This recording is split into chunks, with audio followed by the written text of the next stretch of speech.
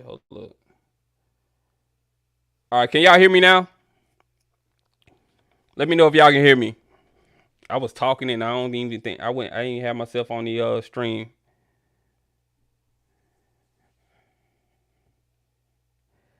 Let me know if y'all can hear me. Let me know if my audio is good. Let me know how I'm sounding. Let me know if we good to go. All right, what's going on, everyone? Hold on just a second. Let me put everything up here for y'all.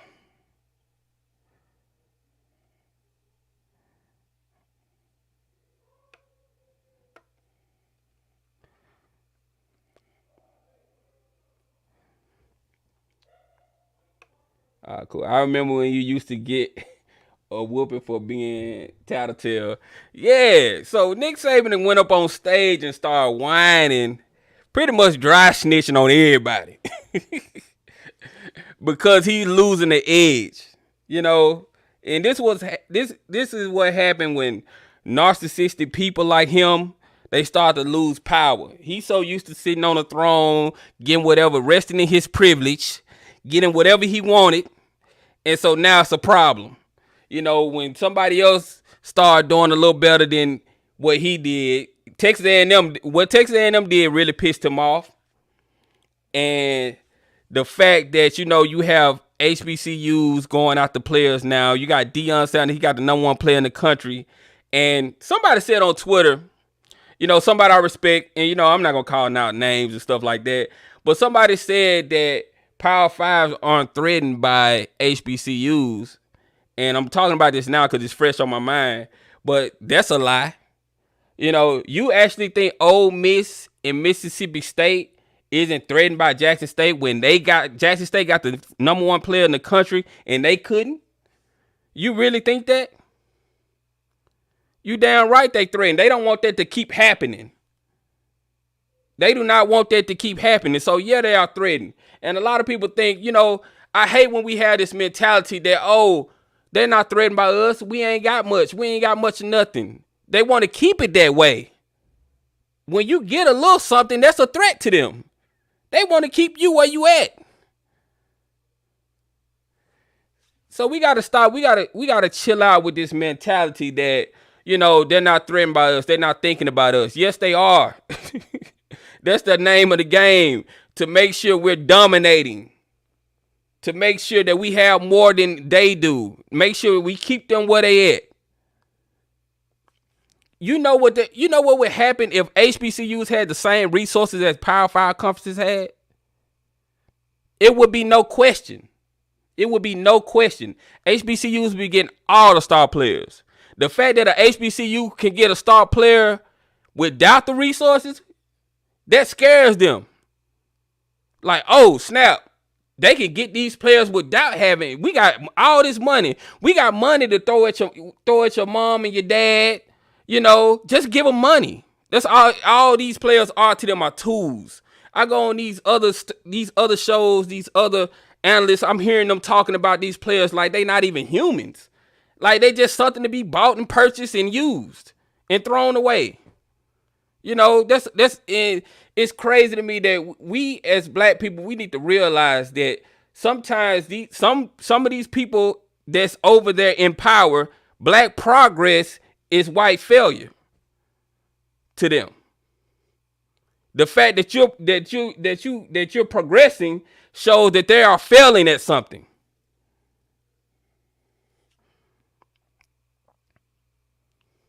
But I'm gonna open up the phone lines because I know y'all want to call in and chime in on this.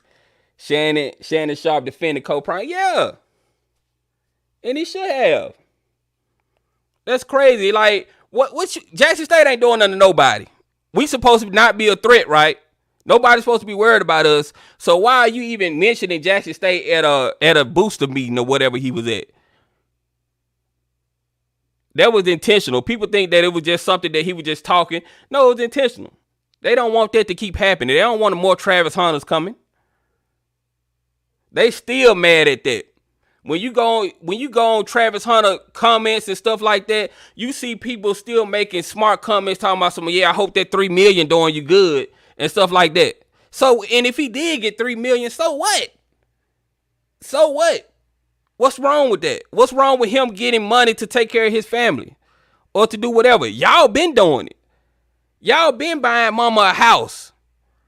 Y'all have alumni that own car dealerships and stuff like that. And this is what they do. They say, oh no, we're not giving players money, but you got an alumni, you got an alumnus or somebody that owns a dealership and they giving these players cars, and that's how they doing it. They're giving them houses and they're giving them apartment rooms and stuff like that because the alumnus or the alumni, they own apartment complexes, they own property. That's how they do it.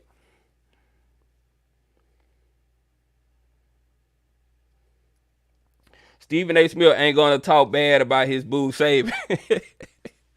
You probably right about that. Y'all know how Stephen A. Smith is. But yeah, man, Nick Saban was up there resting in his privilege.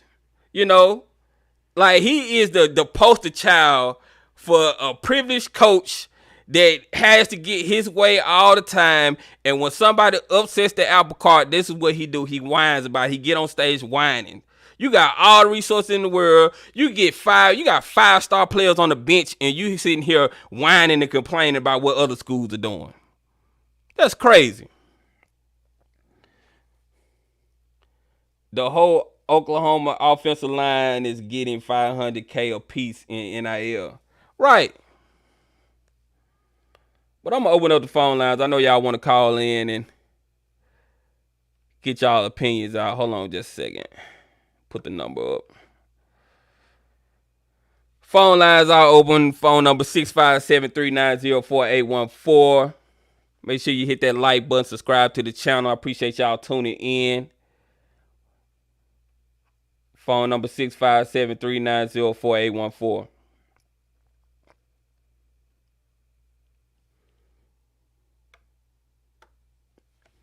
I can't believe that he brought that lie up again. It was so tasteless. They mad. They mad, man. They still mad about this. That Travis Hunter signing burned them to the core. That pissed them off.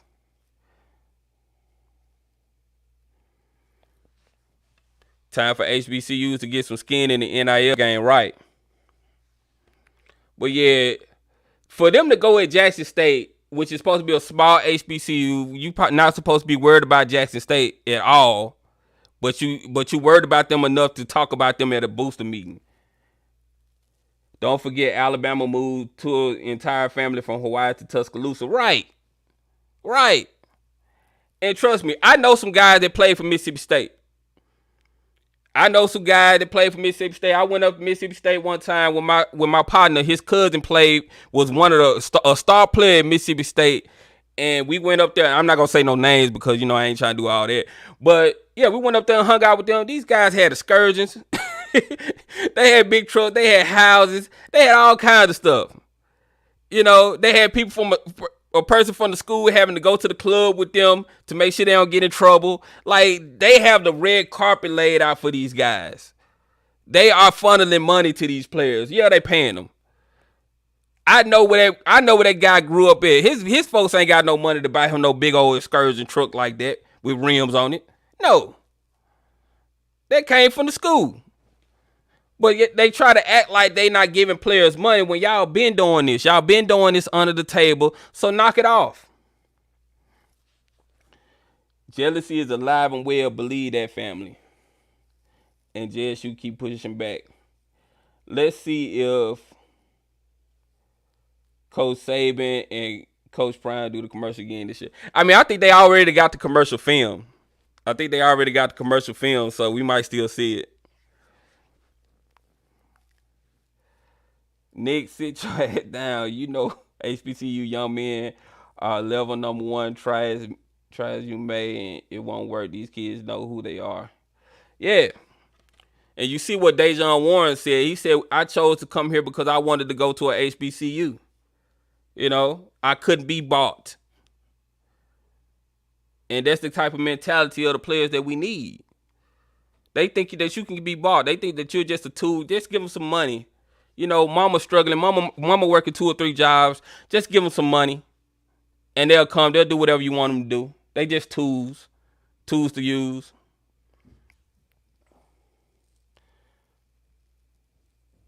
Yeah, but Nick Saban, he poster child for like a narcissist. He's one of those people that's used to getting their way, that's used to getting whatever they want, used to people kissing their feet. So whenever he has a little adversity to go through, he complains about it because he's so used to sitting on the mountaintop, being on the throne. He's so used to that now. And he doesn't want that Texas money.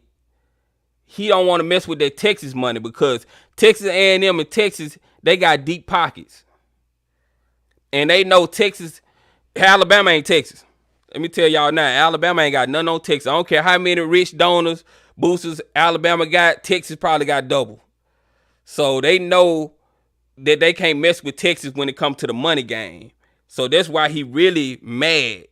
And he just threw a straight shot at Jackson State because that's kind of signaling, winking, like, yeah, we don't need this happening again. They doing it the wrong way. We doing it the right way.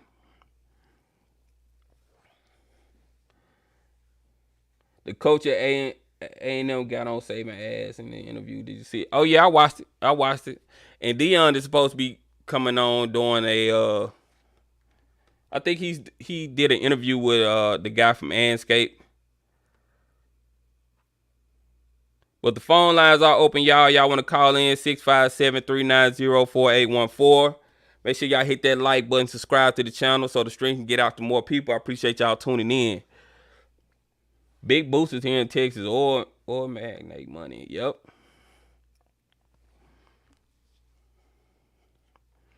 MF has been paying players for years. If you know anything about Power 5, you know every school got a big bag, man. Yep.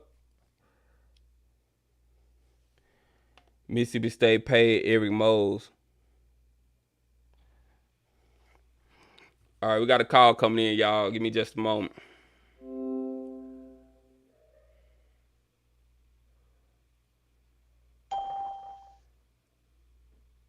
What's going on, caller? You live? Talk to me. Hey, what's up, man? I'm a big JSU fan, and all I got to say is, why is it a problem when our black kids make all these Power Fives who they are? If you took all the black athletes, all the 5 stars, 4 stars, 3 stars, whatever, you can go and get all these white boys, and they wouldn't amount to nothing. The black people have been subjected to all this BS for years. And the white people want to take credit for all of our success. We built this country. We built football. And they need to get off the bullshit. And the BS. And Nick Saban has been doing this way before this come out. Because my cousin used to coach for Nick Saban in Alabama, and that's why he had to leave, because he was paying players under the table through my cousin, and he was his defensive line coach. I ain't gonna call no name. That's all I gotta say. Okay, appreciate the call. And you make sure you put that on your live, because you on live now. It's sad. Okay, I ain't okay, but I'm gonna rewind it. But it's sad, man. Yeah, it's sad, and I mean, you have to respect HBCUs as far as the W.C. Gordons and all that, man. We work hard down here in the South. We have to work for every single thing that we get. Right. And you had coaches like Eddie Robinson, all the good work that he did. He couldn't even get it. Let me tell you something, man. Let me not to cut you off. Go ahead. Not to cut you off. When I was a kid, man, when Jerry Rice and Isaac Holt was playing up there on Jackson State Field in Memorial Stadium, right there off Woodrow Wilson, you had the likes of Archie Cooley, the gunslinger. You had the godfather of the SWAC, Marino Castle. Then you had W.C. Gordon at Jackson State. Then you had the big tiger, Eddie Robinson, down there at Grambling. Then you had Pete Richardson over there at Southern. Come on, man. Those are icons. And if they would have ever had a portion of what Nick Saban had to work with, what you think it'll be like? Yeah, make sure you turn the stream down in the back because we can hear it coming through. But yeah, I agree. Well, I got it on mute right now. Okay, because, yeah, that's cool. That's cool. But because yeah, it's sad, man. yeah. Why is it a problem when our kids want to go and support their heritage? Alabama been paying kids for years. Yeah. What's the problem? And the crazy. Okay, but this is my thing, and this is my. I had to mute you, brother. Like, you keep cutting me off. Hey, but yeah, the thing is, when it comes to Eddie Robinson, it's a shame that he did all that and he couldn't get an NFL job. He couldn't get the resources at Grambling that he needed. And that just goes to show you the bias that went on. And you have coaches like Nick Saban, the fact that you can sit up there and you have all those resources and you are just, you're talking like you don't have it all. You're talking like you're behind the 8 ball, which is crazy to me that he would even sit up there and just talk like that. But what was crazy to me about Jimbo Fisher, when he was on the stage talking or during his press conference, he was saying that he don't know anything about the money. So what's going on now is that it's a collective that pays the players. And so what Jimbo Fisher is doing, he doesn't want to know anything about the money. He don't want to know anything about it. Y'all pay the players. Y'all do whatever y'all can do. Y'all do whatever y'all do. Just don't tell me about it. So when I go in front of a camera, I can say, we don't play players. We doing it the right way. He has no knowledge to what's going on. You know, he has no knowledge to what's going on. So that's the way he can get out of being responsible for anything that's going on at Texas A&M. But they definitely paying players at Texas A&M. We know this. All right, Carly, you go ahead and finish up your point. Go ahead and finish up your point. But all I have to say is stop hating on black people. Let us be who we are. Mm-hmm. We are warriors. I don't care what you do. We are warriors. We know how to survive. The thing about it is, you got all these talking about, I'm a God-fearing man. Well, your Bible tell you, those that was first shall be last, and those that were last shall be first. And, you know, you claim you're a godly man, you ain't reading your Bible, because all these pictures of Jesus they put up there, they show a white man. My Bible don't tell me that. Okay, well, thank you. All right, thank you for the call. All right, man. All right. Appreciate the call. All right, appreciate it, man. All right. Go Tigers. All right. Phone lines are open, y'all. 657-390-4814. Make sure y'all hit that like button. Make sure y'all hit the like button. How do you know this, though? There aren't any actual facts that they are paying players. If that's the case, Nick could have stuck with his comments that JSU paid Travis. Everybody knows that it's a known fact that Texas A&M has a collective. That's how they're doing the NIL deals with Texas A&M players. So when Jimbo said he doesn't know anything about the money, that's what it is.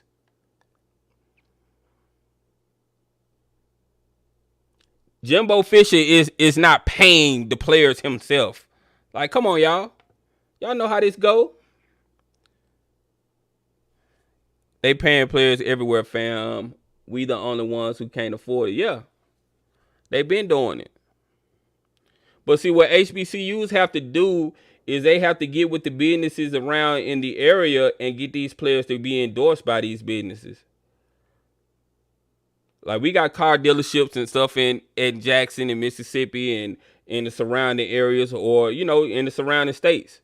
Get these dealerships to get them NIL deals and stuff like that. I think Travis Hunter is going to have a lot of NIL deals. He's going to be fine. He's going to get the money to take care of his family while he's in college. Jimbo said in the press conference he knows there's a collective, but that he's not a part of it. Yeah. He even said it himself. He said there's a collective, but I'm not a part of it. So I don't. He said I don't know nothing about nothing. And he said I don't know nothing about the money. So that's why he can get on stage and say we're not paying players. I don't know nothing about that.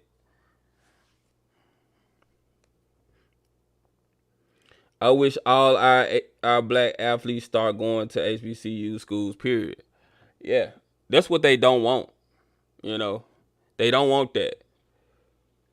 When Travis Hunter came, that sent a shockwave through college football. I don't care what nobody say. I got another call. Let me get this one. Hold on, y'all. What's going on? Call you live. Talk to me. Hi, I'm Thomas Lawson.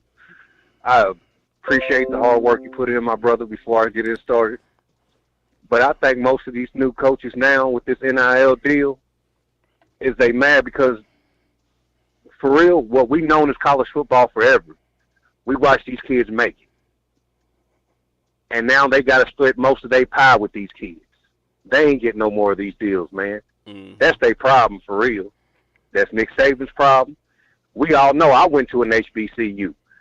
And I'm trying to figure out, hey, my school, where would they pay him $1 million at?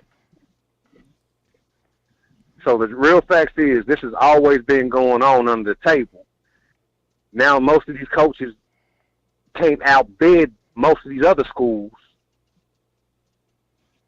out front no more. Right. You can do it all good under the table, but now that it's out front, and then Texas A&M is surrounded by nothing but oil tycoons. What they expect? Mm-hmm. Like I told my wife this morning, schools might as well get ready to stop recruiting in Texas because that's what's surrounded in Texas. Yeah, it's oil money, and most of them have other businesses that they can give these kids endorsements with. That's all I gotta say, my man. And you know what really stung him? Thank you for your. Huh? What really stung him is that he lost to Texas A&M this year. So yeah, that's what really got him. Yeah. Too.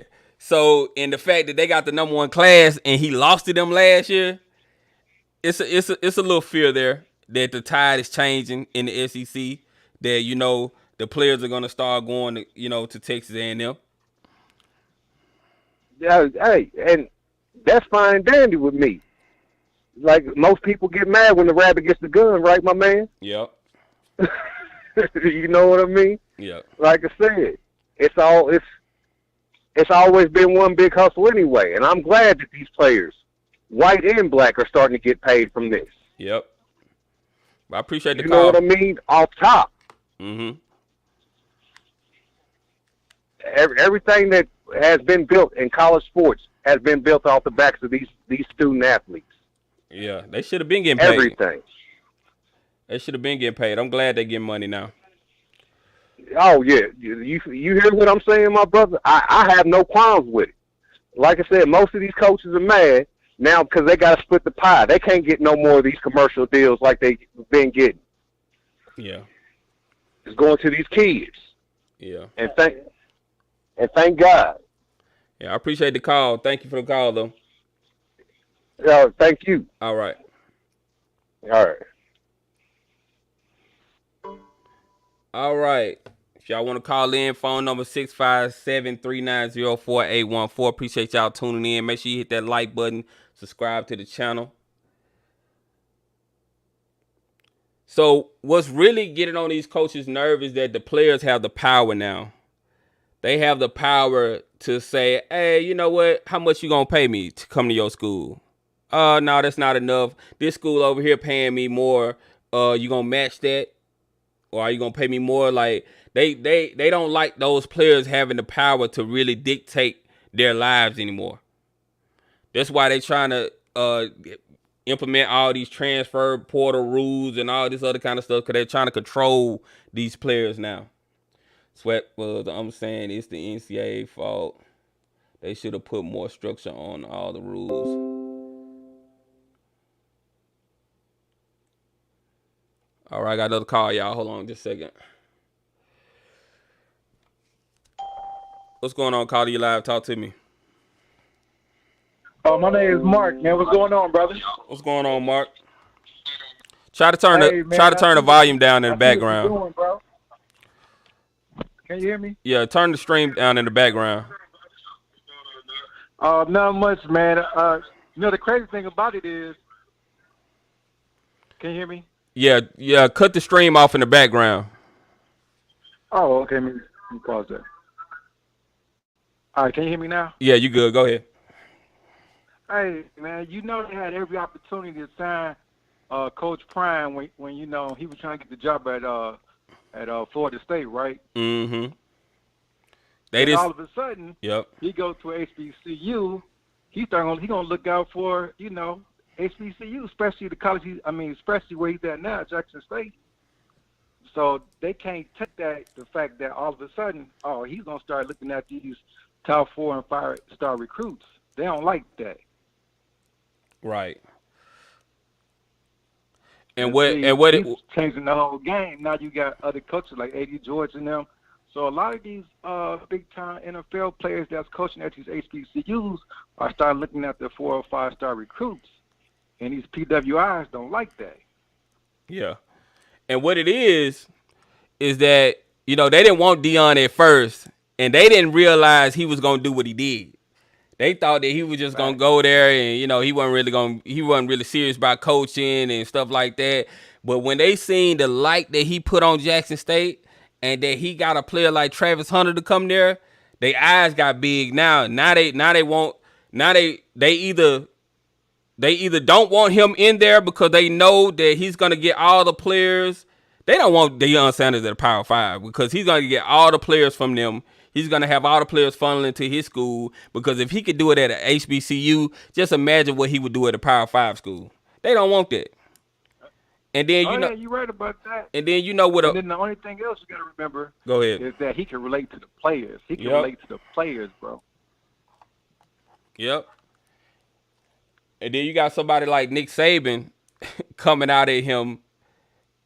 Man, that to me was just it was a low blow because it was like you messing with Jackson State that's supposedly not a threat to you, but you want to put that publicity out there for Jackson State that they're paying their players. That's the only way a HBCU player would get a player like that is just they paid him. Why can't he just go to a HBCU because he want to go to a HBCU? Yeah, because you know what Deion Sanders did. He had what do they have every year when they be out there with the drums and everything? Every year, the black, they have every year. You get those players to see that, man, all that black magic, man. They go. Oh, nuts, homecoming? Man. You talking about homecoming? They want to be a part of that environment. Yeah. Yeah, bro. But thanks, man. Thank you for letting me land my plane, bro. I appreciate it. Oh, for sure. Yeah.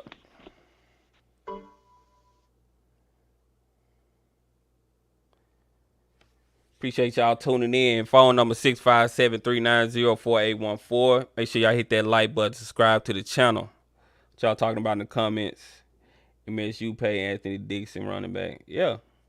Nick Saban has been buying players since he started coaching. What I want to happen? I want a lot of players and a lot of former coaches to come out and call him out about this and really blow this thing up. And really show how much of a hypocrite he is to get up on stage and talk about all these other schools paying players when you've been doing it for years.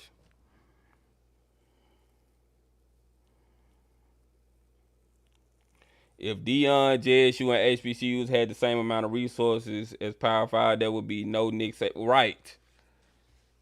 Right. And that's why they mad, because they saying, oh, y'all doing this and we know y'all ain't got resources. Y'all not supposed to do this. Y'all supposed to stay where y'all at. Got another call coming in. Let me get it. Hold on, y'all.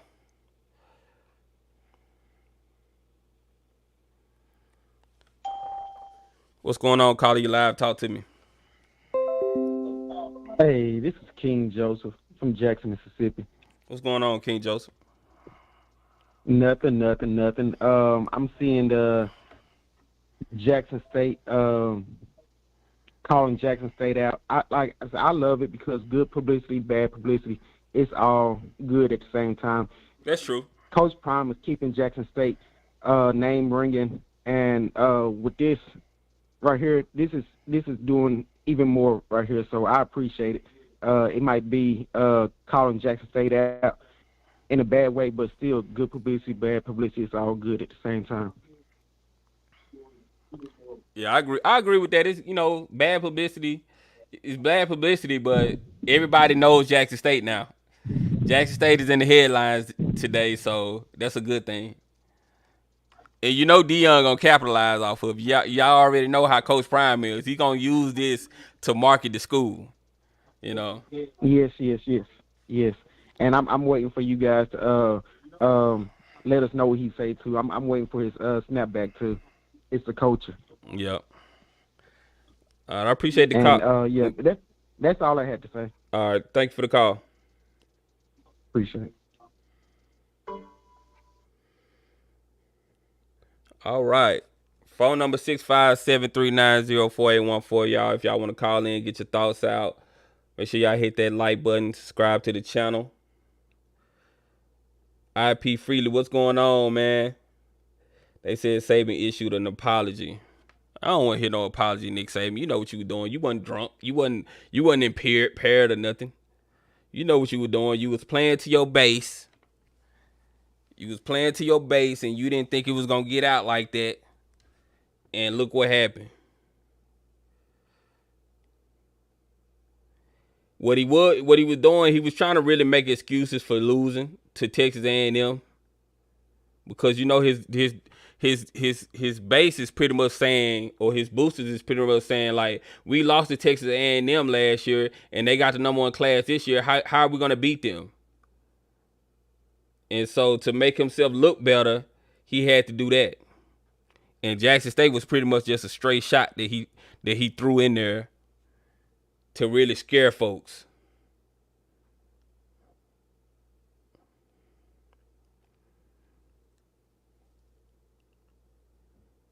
His apology: I should have never really singled anybody out. That was a mistake, and I really apologize for that part of it. Man, whatever.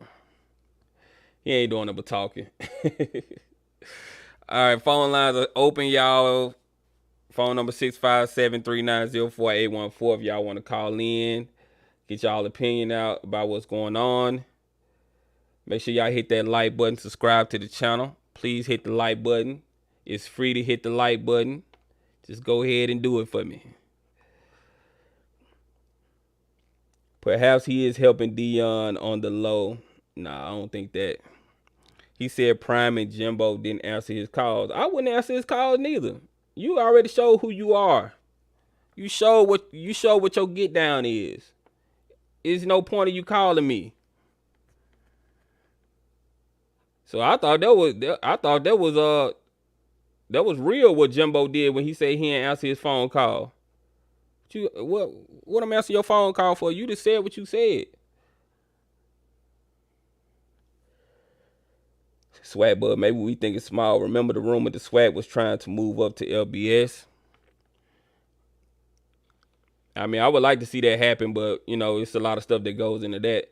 I got another call. Let me get this call, y'all. Hold on a second. What's going on, caller? You live? Talk to me. Hello? Yeah. What's going on, caller? You live? Talk to me. All right, hold on. I appreciate that you're taking my call. Hold on a second. Hold on a second. Can you cut the stream off in the back?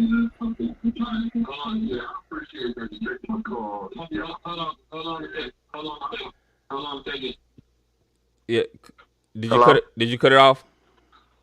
Yes. Okay, cool. Now you can go ahead. Yeah. The way he up there treating HBCUs is appalling. I think his horns was showing, and he's embarrassed that he's going to lose a lot of black players because of how he up there treating them and everything. Mm-hmm. So, I hope Deion Sanders, keep the pressure up and keep on getting them 5 stars and 4 stars and representing the HBCUs. This is from Ohio, Toledo. All right. Peace. All right, appreciate the call.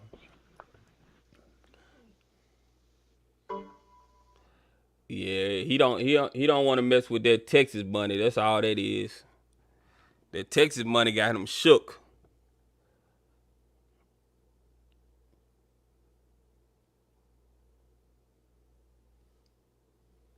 Yeah, that Texas money got him shook. He know he up against oil money, right? Yeah, y'all hit the like button, man. That's how we get the stream out to more people, push through the algorithm. So make sure y'all hit the like button. Phil Ross said put his ass on block. Right. I got another call. Hold on, y'all.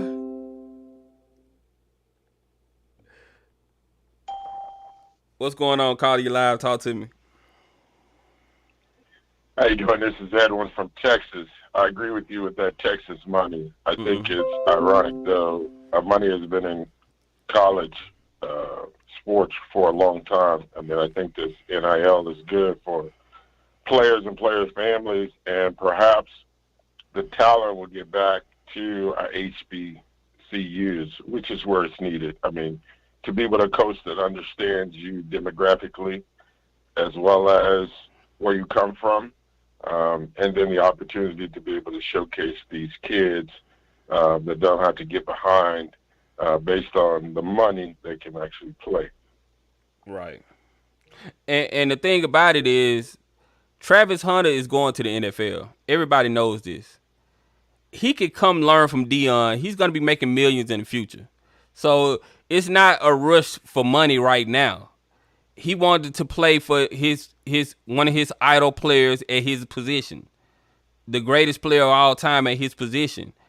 And so I don't understand why they can't see that, why they automatically think it got to be a catch. He got to be getting some money to want to go there. Well, the catch is, prior to this moment in time, no one aspiring to go to the NFL would have ever, in essence, went down. As they consider going to our universities as a down instead of an up. We have some of the most premier coaching and coaching staff around, but we don't get the exposure because we don't have the television rights and things of that nature. So now I think we will start to showcase the ability. I mean, as African-American people, we've always had the unique ability to do things in an extraordinary way. And these opportunities now are going to begin to pay off and showcase how talented we are as a culture. We know it, but everyone else thinks that we can't not only have talent, but teach our talent to become great. And Deion is showing that that's possible. So let me ask you this. Do you think if the mentality of the coaches would have changed in the past to where they went after these 5-star athletes, if the ADs at these universities would have went after older NFL players, like famous NFL players before Deion, that we could have had this kind of HBCU renaissance that we have now? I totally agree with that. I mean, I think that, again, the talent that we have as a community has always been there. I mean, you can look across any discipline. And since these kids are going to university programs, they're going to be funneling into businesses, creating new ideas, and so forth. The scare on the ADs was, we can't go after the most talented people because we need people to kind of move through the ranks and excel at the highest levels for other kids that are coming behind them. And now, with the new thing that we have, I think we're setting a stage where kids know that my talents can go to a historically black university and still bubble up into society.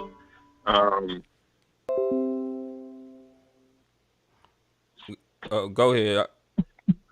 I can still hear you. I'm sorry. So I just think that, at this time in our life, one of the things that we've always been fighting for is equality across the board. And what this is doing is showcasing that not only do we have the talent in the athletic ability, we've got teachers and administrators and people in our sector that, one, care for our kids, one, can give them not only a world-class education, but the substance that they need to excel into society. That is kind of a third rail. I think that's the most feared thing on the planet, is that we are more than capable if given a chance. And so they've limited the opportunities because we only had very small conduit to actually get to it, which are these Power Fives. and so forth. But now it's open, we'll be able to showcase that the pool of talent is vastly larger than what you see on normal college Saturdays. You'll start to see that there are more talented athletes and abilities that are out there that never get an opportunity to showcase what their abilities are. Okay. Well, I appreciate you putting your input on the show. Thank you for the call. Keep watching the show. I appreciate your support. All right. Caller from Hattiesburg, you can call back. I know you just hung up. You can call back. I was going to take your call.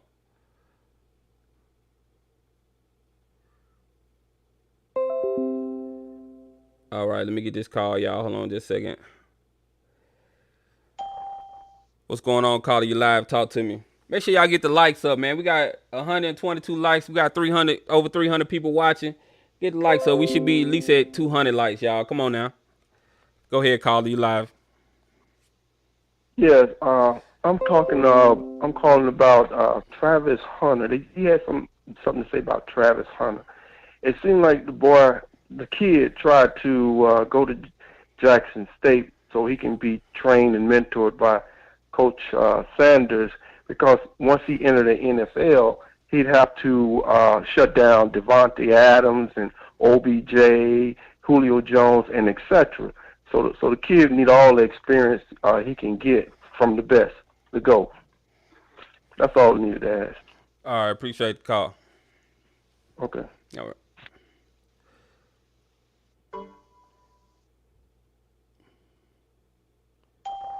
What's going on, caller? You live? Talk to me.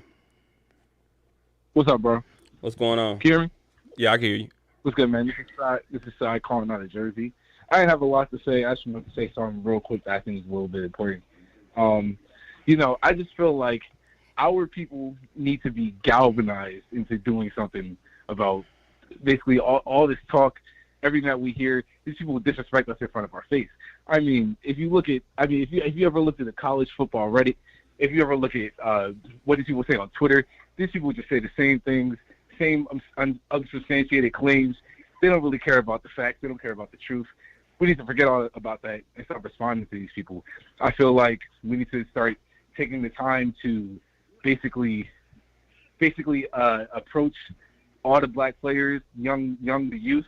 I just graduated from Virginia State 5 days ago, and I don't know anybody that's really talking about it on like a large scale about the problems that we're seeing. The whole HBCU renaissance could be expedited if we would just take it more serious as a group, as a whole. So pretty much, I just feel like we all need to basically come together as a unit. We need to create a hashtag, something, come back home, hashtag come home, hashtag whatever. I feel like the black players need to see this. If they saw what they were saying, the racist comments, all of that stuff, man, there's no way they would feel disrespected, because we feel disrespected. You know what I mean? Yeah. You know what? That hashtag is actually a brilliant idea. We definitely need to utilize social media and hashtags, because they can create movements and things like that. Definitely. Especially, as a YouTuber, it's good that you guys bring light to all these things. But, if like everybody can come together as a whole, as a unit, if everybody can come together, even, you, CFL, everybody, even off script can join in. It don't even matter. Everybody can join in. We all need to come together as a whole. We need to show everything that they're talking about, everything that they say, the way they disrespect us, the way they play in front of our face, the way they minimalize our institutions and what we're capable of. We need to show all that, and we need to highlight, along with that, what HBCUs can do, the HBCU experience. Everything needs to be highlighted. Like I said, I just got out, I just left the HBCU, and you don't see anybody, it's like they don't realize the way they talk about us on the side. You know what I mean? It's like all this stuff could trend on TikTok. This stuff could trend on Twitter. This stuff could trend on Instagram immediately. You know what I mean? You see all this other stuff trend. We see a lot of BS trending for nonsense. I just feel like there's an easy way to do this. Like I said, I think the community needs to be galvanized into doing something about what we're seeing. That's pretty much all I had to say, man. All right. Appreciate the call. Thank you. Appreciate it, bro. All right.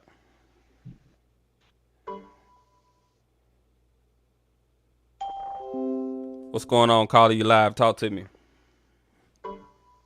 Oh, just hung up. All right, caller with the 601 number. You can call back. Answer the phone.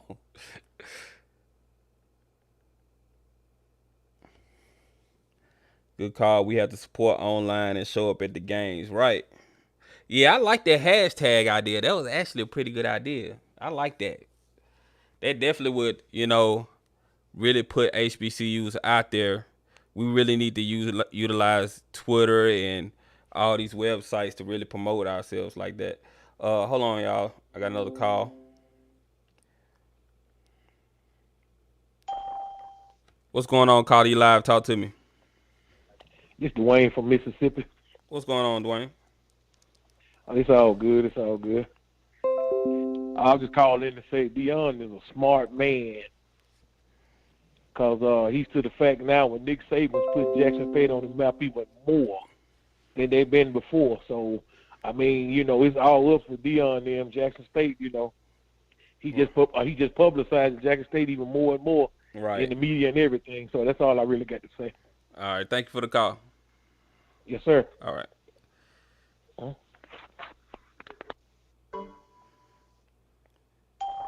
What's going on, Carly? You live? Talk to me. Hello? Hello? The home of Eddie, Walter, the great Walter Payton and Eddie Payton. I can barely hear you. You sound kind of muffled. Do you have your face up to the phone? Yes. Just a minute. All right. You got me on speakerphone?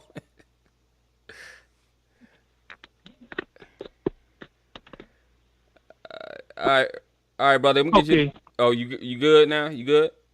You can hear me? Yeah, I can hear you now. Go ahead. Okay, this is B. Lewis from Columbia, Mississippi. All right. The home of the great Walter and Eddie Payton. Mm-hmm. I am almost 80 years old. I've been watching this scene for years. Every time that black people get into something, let's take back this. We take tennis, for example. It used to be the little white girl thing, and when all of a sudden black people got into tennis, they took over tennis. Black people got into golf. There come Tiger Woods, the best golfer there ever was. And I look at this thing about this recruiting thing, the NIL, and I have found out that every time we get to imitating what they do, and we become better at it.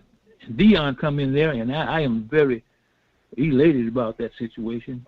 Deion come in there and started doing the same thing that they getting the HBCU to do the same thing. And now they are going to criticize. And I feel that the NCAA is going to try to do something to counteract this measure, this thing that's started by Deion. They already doing it. Coach Prime. But I am very, very up to the point that the coach tried to apologize. They apologize. It ain't hitting on S. If you understand what I'm saying? Yeah. It don't mean it. So I'm just very surprised about all this going on. Okay. Well, I appreciate the call. Appreciate your input. Okay. All right. Thank you.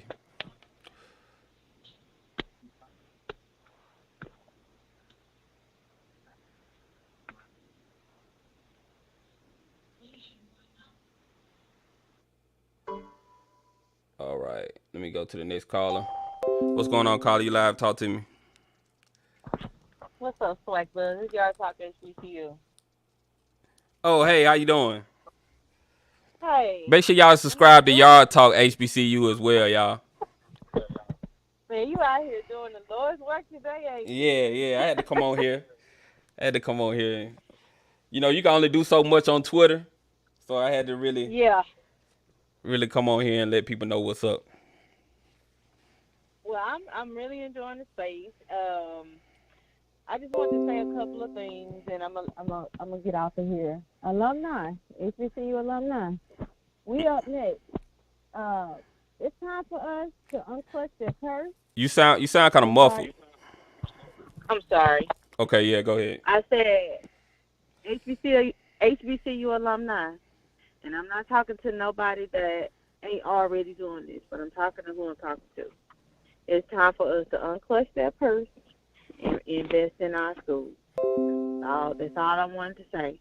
Every HBCU, especially the bigger programs, need to have their own NIL collective. Them Power 5 schools, them schools with more resources, they're going to do what they're going to do.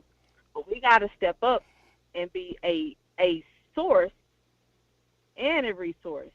We got to be able to say, okay, we're providing, because remember the conversation Coach Prime had the other week was about how are the kids going to manage the NIL stuff that they're getting. And as of right now, the kids are just really shooting in the wind and just signing deals and stuff, and they have nobody to even consult with to look at the contracts and say whether it's even a good deal or not. They just out here signing stuff. So we got lawyers at HBCUs. We got business men and women that graduated from HBCUs. It's time for us to step up and invest our intellectual property and invest financially. Every school needs to have their own collective. Like, if we don't do this now, you know, I've been talking about this on my Twitter page.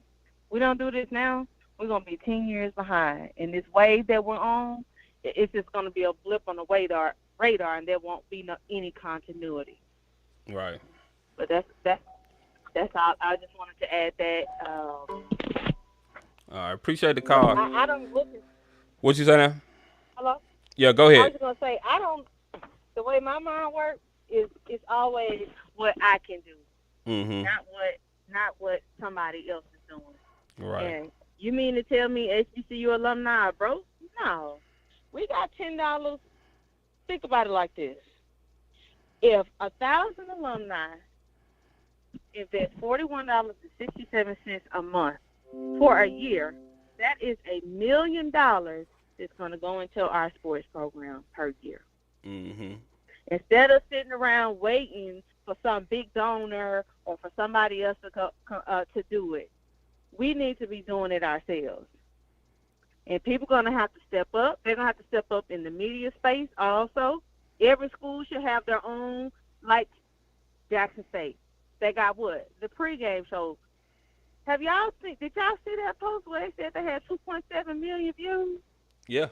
And all they talking about is Jackson State. Yeah. Because fun and what they got going on, you know? Right. Every school needs to have that. Exactly. Food does a great job. Yeah. But they cover everything. You see what I'm saying? Yeah. We ain't got no mass comm majors and stuff over there that can be our own ESPN. That's what we need. Right. Yeah, they definitely every school definitely should have their own pretty much podcast or, you know, their own radio show to really get fans in to know what's going on in the program.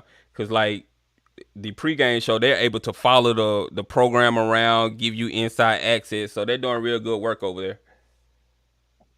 Yep. But I appreciate the call. I got some more callers. I'm gonna get them. Thank you, Swag Buzz. All right. Talk to you later. All right. Thank you. All right. Bye-bye. What's going on, caller? You live? Talk to me. Aaron. Yeah, you're going to have to turn the stream down in the background because it'll loop back on the stream. Yep. I got you. So, can you hear me right now? Yeah, you go ahead. You good. Okay. All right. Sorry, I had to turn it off in the background.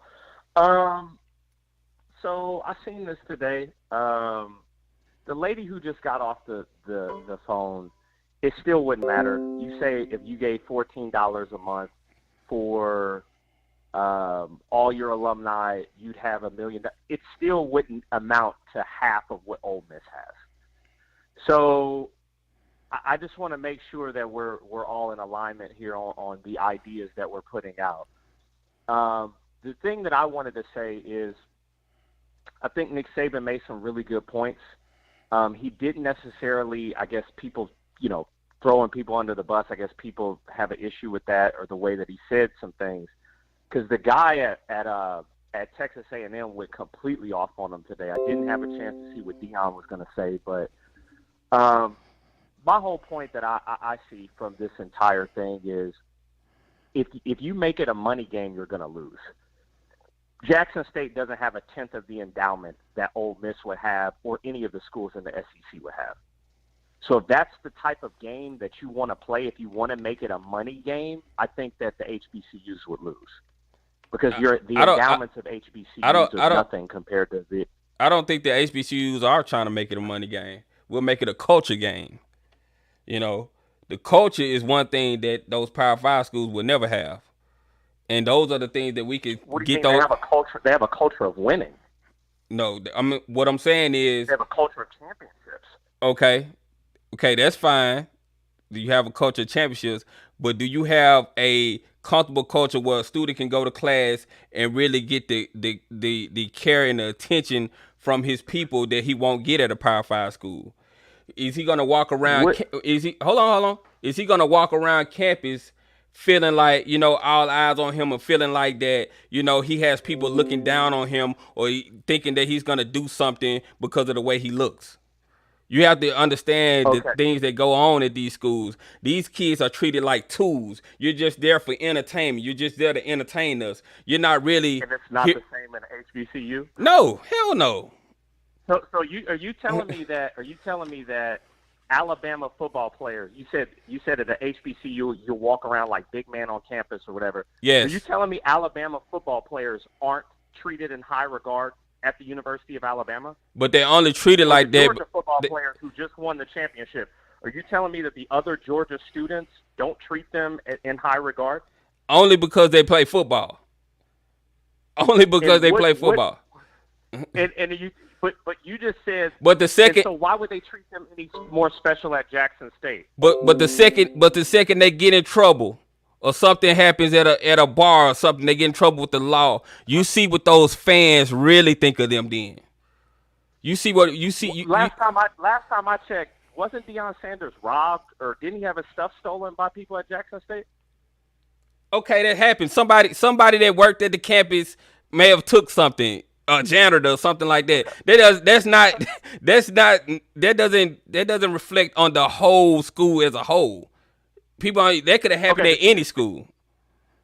Okay, well then, if it can happen at any school, it can happen at any school. You're trying to make it seem like there's something special that these football players will receive at a school which has lower amounts of money coming in, which has worse facilities, which doesn't have the same attendance, which doesn't have the same sponsors that these other schools do. What are they receiving better at Jackson State or NCAA or FAMU that they wouldn't receive at a University of Miami? Because those schools have better facilities, right? Respect. They're receiving respect. They're receiving respect and not being treated like they're tools. Like you're just here for entertainment. If you didn't play football, we wouldn't even want you on this campus. And are you telling me? Okay, so the reason why Jackson State wanted Travis Hunter was because he could play football. Of course. How is that any different? How is that any different from what happens at University of Alabama? How is that any different from what happens at Georgia? Of course, but if Travis Hunter didn't play football and he went to Jackson State, he would still be treated with love. He wouldn't be looked at like, oh, we don't really want you on this campus, but, you know, we can't do anything about it. But if you play football for us, we'll love for you to be on this campus. When did they say that? Like, when did? So you're telling me, you're talking about theoretical situations. You're saying if he didn't play football, he would still be wanted as if he did play football? Yes. Don't you know? See, you probably never been on the HBCU campus. You probably never been on the HBCU campus. I went to Howard, so I actually did go to HBCU. So, but I'm not here to make light of any situations. I live in reality, hold on. So if you went to Howard, you know that a big man on campus could be in the Greek fraternity. He could be the president of SGA. He could be any of these things and be the man on campus. He don't necessarily have to play football. He could be the drum major of the band. He could be anything and be the man on campus at a HBCU. You don't have to play football to be the man on campus at a HBCU, but you do have to be the. You do have to play sports. Well. You do have to play sports to be Other the man. Hold on. organizations. You do have to play sports to be the man on campus at a PWI if you're black. So first off, oh wow. So are you saying that there's no SGA organizations and other schools, or there's no fraternities in other schools that black people? They at a Power 5 PWI school, you rarely see those people being black. Let's keep it a buck now. You rarely see them. I asked if it happens, but you rarely see people play football because that is a rarity, right? It's a rarity for somebody to make it to a Division I level to play football. That's rare, right? Most students in a student body are not going to be playing football. So that is a rarity, right? Mm-hmm. And so where are you from? Where are you from? Where are you from? I'm from Kansas City, Missouri. Where are you from? I'm from Jackson, Mississippi. So are you black? Are you black? Yes, are you black? Yeah. Okay, all right. So what I'm telling you is this. I'm telling you that in a money game, right, some schools have money and some don't. Mm-hmm. And if you make it a money game, some schools will lose because not every school has the amount of money to keep up with a Alabama, Texas A&M, University of Texas, Baylor, USC, UCLA. So, and even if you want to play the whole my people and our people game, I don't know if that's a smart thing to do because those schools are better because they run their organizations better. They don't have students, caught embezzling hundreds and hundreds of thousands of dollars from financial aid like certain other institutions. So I'm just saying that maybe Nick Saban shouldn't have thrown him under the bus specifically, but also I wouldn't necessarily know if making it a money game or what the last lady said would justify what has happened. But the idea that you're only a big man on campus if you play football, or you're only a big man on campus. Can I ask you a question? White school if you play football. That's completely subjective to what you would say a big man on campus is. Can I ask you a question? Go ahead. In the movie Friday, what was the name of the guy that drove the ice cream truck? Are you talking about Big Worm? Oh, okay. All right. Okay. I'm just testing y'all because I'm having a hard time. The things that you're saying, it just don't make sense to me. I'm just saying. Why doesn't it make sense to you? Cause are you judging me? I'm getting a whiff of mayonnaise, man. I'm just. It sounds like you're judging me. I'm sorry. I'm sorry. Listen, we all don't have to stab each other over Popeye chicken. Yeah. Okay. Some of us who did go to HBCUs do know how to conduct ourselves right, and we do know how to look at things from a logical. Okay, let me get out of here. Get him out of here. Let me get him out of here. Yeah, you said all you need to say. Yeah, he wasn't black. Yeah. Hello, this is James Stewart. Can you hear me? Yeah, I can hear you, James. What's going on? Yeah, Coach Stewart. I think a lot of folks think. You are so right about the comments you just made on the last person you were talking about how black athletes are treated on the predominantly white campus. Mm-hmm. I went to Oklahoma State, ran track there. I wasn't successful as far as academics and some more stuff. Basically failed out and stuff. They didn't care really about me or trying to help me. I ended up going to the historical black college and became senior class president, who's who in American college and university. It was a whole different atmosphere. Now, I don't know where this gentleman you were talking to, what his lifestyle was, but undoubtedly he does not understand exactly nothing about the real black life. Yeah. Black athletes are no. Go ahead. I'm listening. Black athletes are no more than the slaves when they called them mandingos. The mandingo was the strongest slave out there. He was the one that went to box the other mandingos and other slave holding communities and stuff like this here.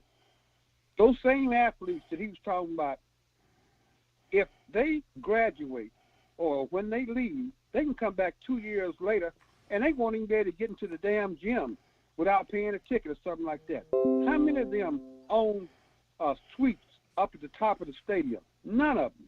Not a one. See, we have sold our soul. We have sold our soul. So I just wanted to say that you were really on cue, and your answers were perfect, and I'm just glad you defended what you know from your life. And I just wanted to thank you for that. I appreciate the call.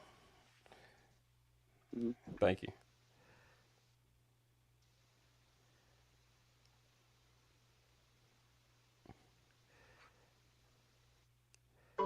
And Willington O's talking about you got spanked. What? Nothing he said was fact. Like nothing. I refuted everything he said with facts. Like he was going strictly off feelings and emotion, talking about stuff that he doesn't even know about. But you can keep on trolling. Go on troll away, Willington O's. It's all good. Let me get another call. Appreciate the donation, Raw Truth Media. Make sure y'all go subscribe to Raw Truth Media as well. Good brother doing good content over there. He talks about HBCUs and NBA content.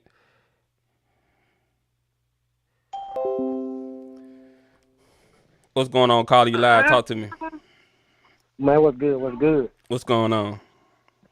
Man, you got a point, man. So basically, what people don't see what's going on right now is that HBCUs is back on top. You know what I'm saying? Like Steve McMahon, the Walter Payton, stuff like that. That's all, man. So it's a good thing to have somebody hating on you. That means you're doing something good. Yeah. Appreciate that. So, yeah, that's my take on it. I appreciate that. Thank you for the call. Yep. All right.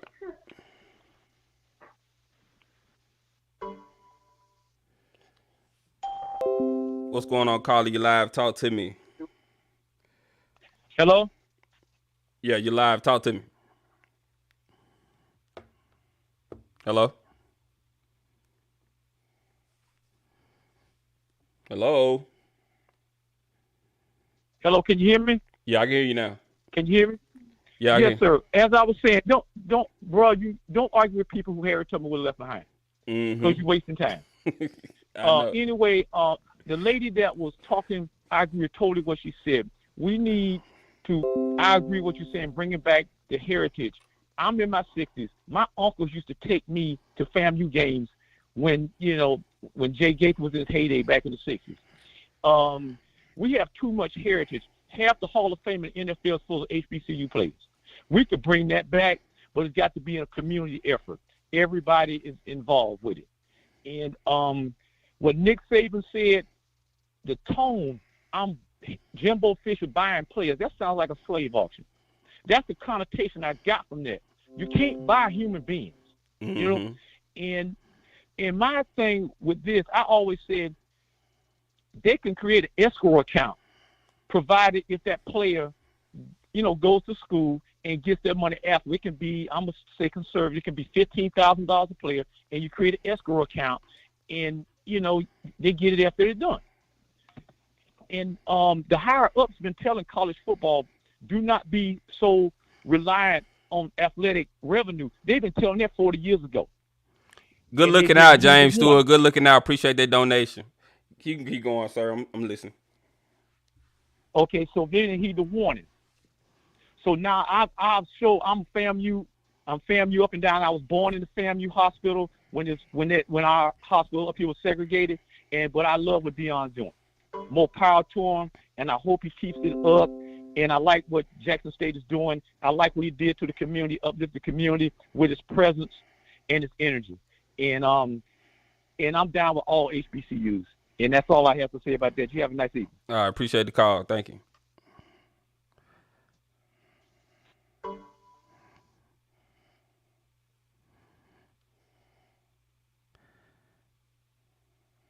Give me 1 second, y'all.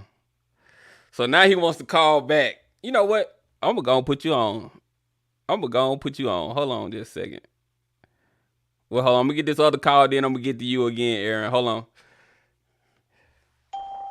What's going on, Carly? You live? Talk to me. James.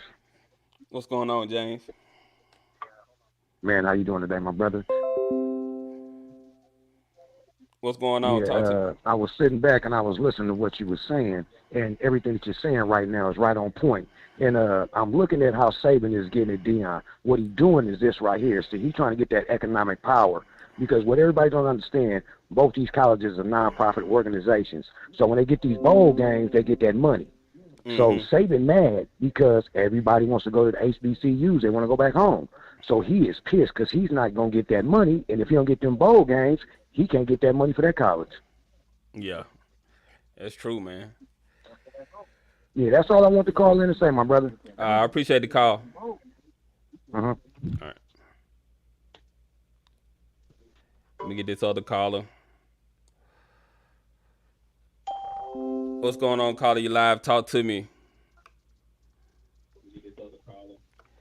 Yo. Yeah, 1 second before you start. If y'all want to call in, phone lines are open, 657-390-4814. Make sure y'all hit that like button, subscribe to the channel. I appreciate y'all pulling up. Make sure y'all hit that like button, subscribe to the channel. All right, you can go ahead. Yeah, you're going to have to turn the stream down in the background because it's going to loop back. All right, he done hung up, so let me get this next caller. Hold on, y'all. What's going on, caller? You live? Talk to me. Hey, yo, what's going on, my brother? What's going on, caller? You live? Talk to me. Yeah, I'm going to tell you, hands down. One second before you start, can you turn the stream down? Can you turn the stream off in the background? Because it's going to loop back. Before you start, can you turn the stream down? Can you turn the stream off in the background? Yeah, you can hear me better? Yeah, you good now. Yeah. Yo, big man, let me show you something. You see Barack Obama, Deion Sanders, you might as well say when it comes to black people and football, he's Barack Obama. What a lot of these people fail to realize, you see all these coaches, everybody talking, yo, he's really trying to help these kids. You feel me? And what's the saddest part, you got black people hating on Deion Sanders right now. It's just crazy, dude. Like, this is unbelievable. But what I'm going to tell you this. Them boys going undefeated this year. And guess what? Just like Florida State, Alabama's on the hit list too. Watch how many, it's over. I said this. I don't care who talking different or whatever. Let me explain to you what's happening. Right now, these young boys see what the situation is. When you see all this rap music, you see everybody looking for the drip. Them young boys going where that drip is at. Yeah. Deion Sanders got the drip over there. Everybody sitting here talking because they got lips. I'm just going to tell you, homie, I ain't going to waste your time. I ain't even going to say much more. Them boys going undefeated. And that's them fucking dogs right there. I'm a holler. All right, appreciate it. Love you for your work, though. All right, thank you. All right, God bless, man. Remember what I told you. Undefeated. I dare them to be playing with Coach Prime. I'm a holler. All right, appreciate straight the call. up and down. All right, thank you for the call, brother. Gotta land that plane.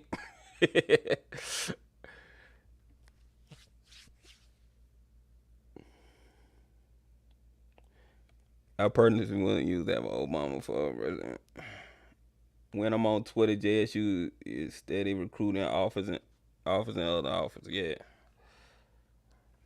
All right, phone line is open 657-390-4814. If y'all want to call in and get your thoughts out to the channel. Also, we got 200 likes, man. We got 400 people in here. We can at least get to 300, y'all. Come on, line. Let's get to 300. Let's get 300 likes.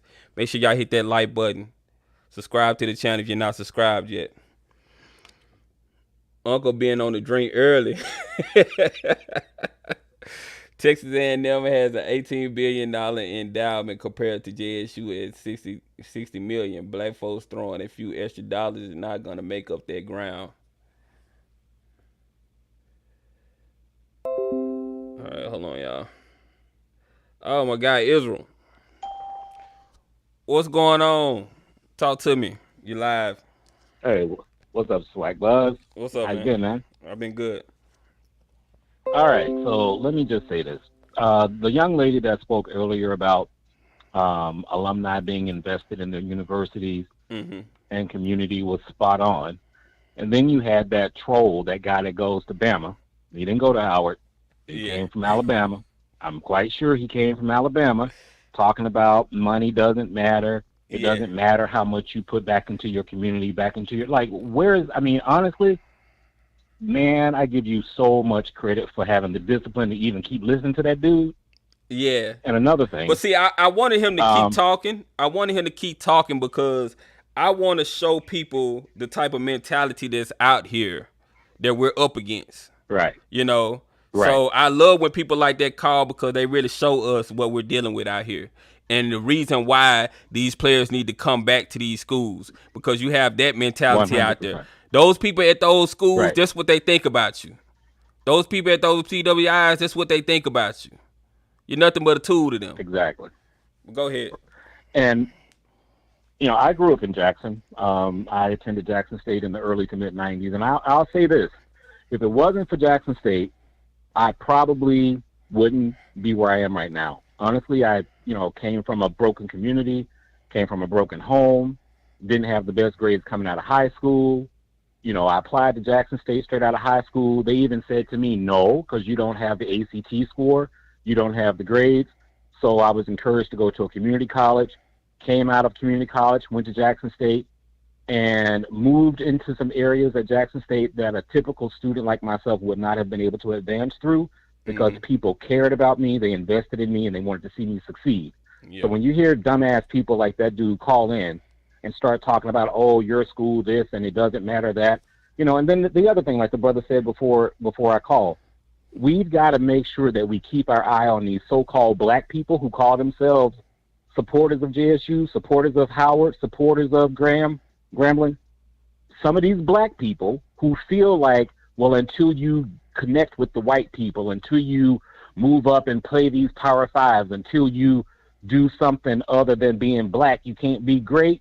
Those people, I was about to lose a little bit, those so-called supporters of HBCUs, these carpetbaggers, navigators, visitors, who call themselves supporting our universities, they got to be checked too. They got to be checked from the moment they open their mouths, and they got to be checked until they get their shit straight. Because, we can't be having this going on in the world when we have a bigger problem like what Nick Saban has got going on. That's all I want to say, man. Sorry for being emotional. But, nah, you good. Appreciate the call. Thank you. It pisses me off. All right. Bye. All right. Yep.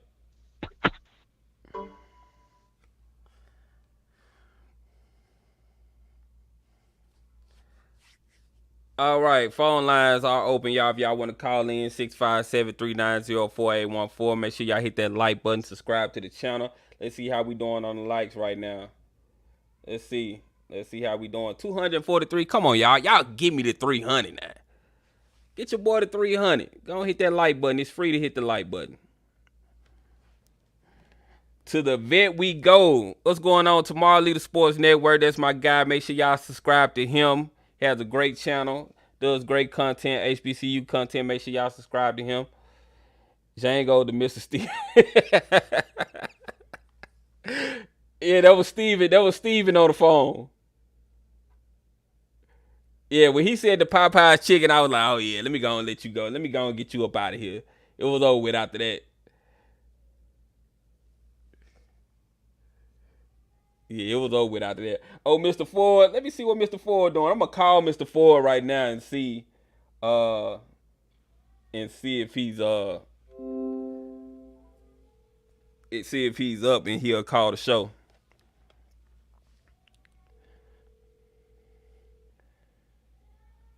Give me 1 second, caller, with 501 area code. I'm gonna answer your call in just a minute. Hold on just a second.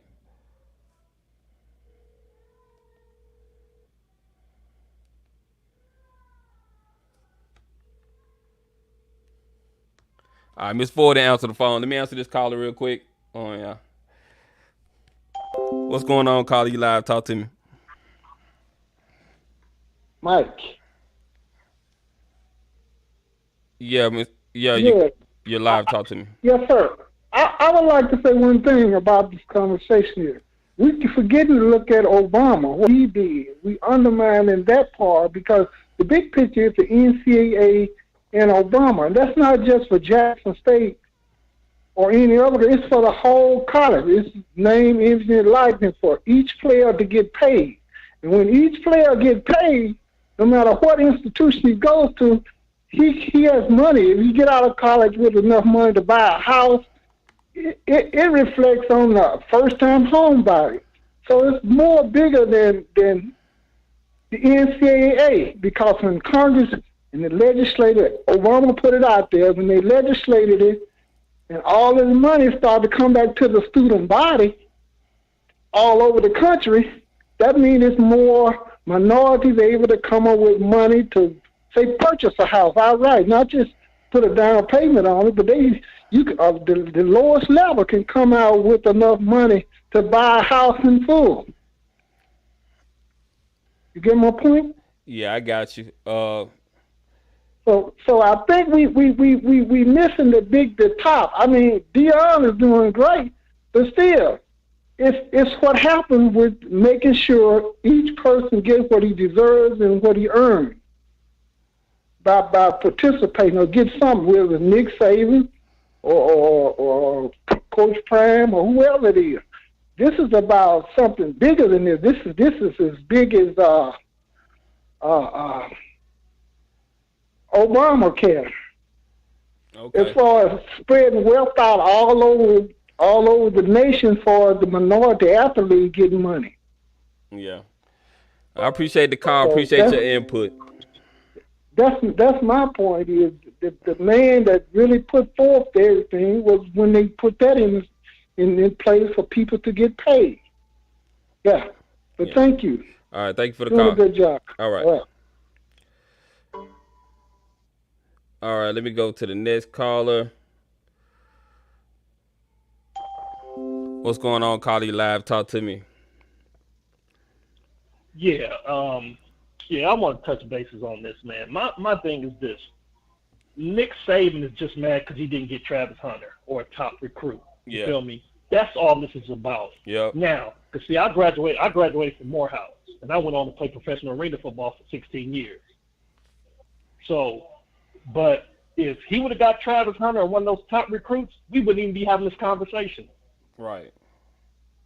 We wouldn't even be having this conversation. So whatever they're doing down in Jackson State, they've been doing it at the big colleges, but it was just swept under the rug. See, nobody don't want to have that type of conversation. Yeah. You got Dabo Sweeney up there and all this other stuff. If they would have got some of the top recruits, then this wouldn't be having a conversation. What they need to look at, Texas Tech got the best recruiting class in the whole thing. And ain't nobody saying nothing. Yeah, Texas A&M. What I think it was, I think he might have lost out on a couple of big recruits, and he was probably steaming from that. And he just couldn't wait to get in front of people like that and just go off on Texas A&M. You know. You know, and Dabo Sweeney, he mad because he didn't get what he thought he was going to get. Now he's up there talking BS.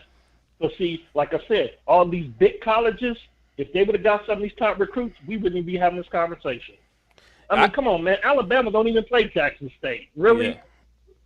Yeah. Yeah, to throw that shot at man, I love what you're doing, though, man. Yeah. I love what you're doing, man. Keep it up, man. Yeah, appreciate the call. All right. All right.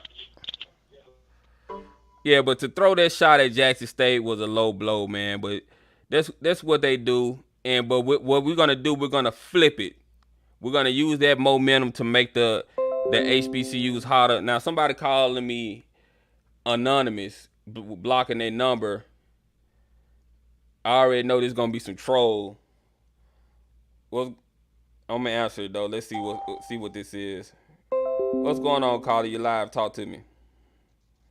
Hi, how you doing? Hey, how you doing? I'm doing great. My problem is this. The college men need to be paid. Over all these buildings, over billions of dollars has been paid. And the kids' education, a lot of them did not graduate. Because once they go and try to get in the NFL, they loses their scholarship. Well, you had Notre Dame, Miami, and Duke, and Brigham Young. They made sure the kids got their degrees, regardless of their situation, if you don't make the NFL. Right now, that money needs to go to them because that's their name on that jersey. You supported the universities. You cannot be a coach unless you have a degree. And you know if you're going to be an NFL coach, you got to have 2 to 3 degrees. So at this time, they are arguing about money that's going to the kids than the program. It's an offset.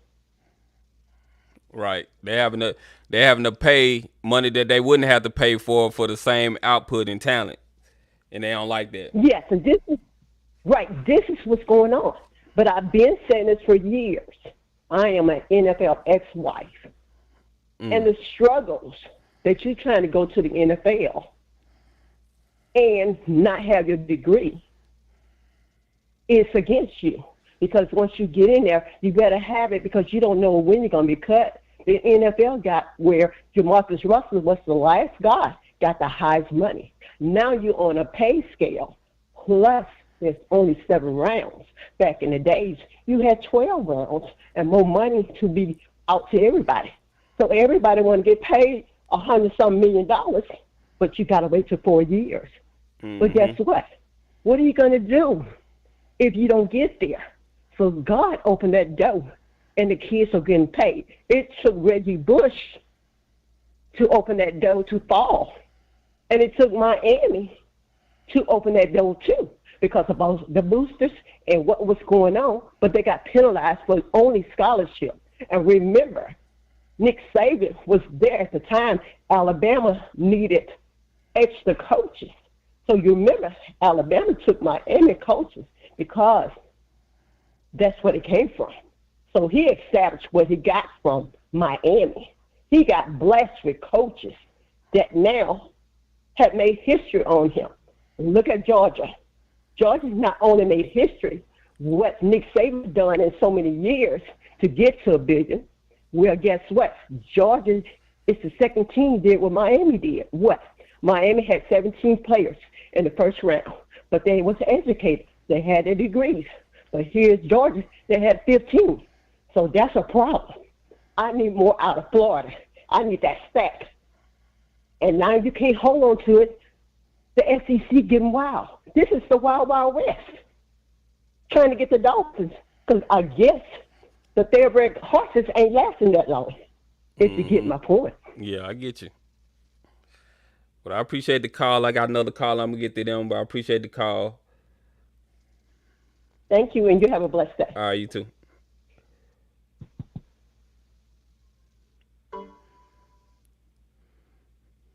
Make sure y'all hit that like button, subscribe to the channel. Phone lines are open.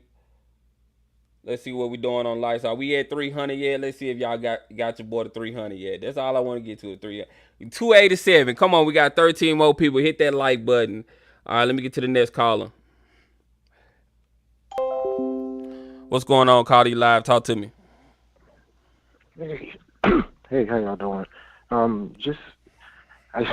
I just started listening. I don't know if somebody mentioned it yet, but if you listening to what he was saying, it came very close. He looked like he was about to say something about Jackson State as a school, and it looked like he kind of stopped himself because I'm assuming it wasn't going to be something that was all that good. If you listen carefully to that section, if you get a chance to play it and just listen to how he was talking and where it was going to, and then he kind of changes up a little bit. But other than that, I just think it's amazing that he doesn't have the playing field is being leveled out, and who is Jackson State? Who is Deion Sanders to be able to get a player like that at little old JSU? Yeah. At all the other SWAC schools or any other HBCUs, who are they to get that caliber of a player? And not realizing that these young men, first of all, they're sacrificing their health, to play the game. And while the schools and the coaches are making big bucks, so that's not a problem within itself, one. And then two,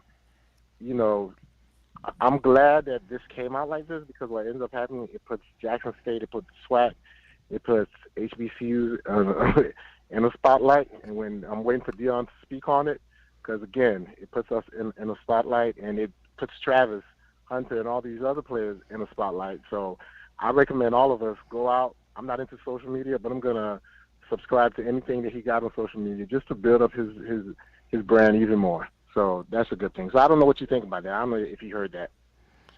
Yeah, I mean, what it is that we HBCUs, we just have to capitalize on this NIL. We have to make sure these kids get the money that they can, so they can keep coming to HBCUs. They're probably not going to get as much money as they're going to get at these PWIs, but we can give them something because we offer them culture. So we can make sure they get a little money, but the culture that we offer them will keep them coming to HBCUs. And see, they don't understand that. They think that all we got to do is just get them buckets of money, and then that's it. But no, a player wants to go, or a student wants to go to a school where they're gonna feel comfortable, where they're gonna build friends, lifetime friendships. And you're just not there just to sing and dance and play a game and be entertainment for somebody that really don't like you like that. Yep. No, you're right on that. But I appreciate the call. Yeah. I got another caller, so I'm going to get them. Thank you. Have a good one. All right.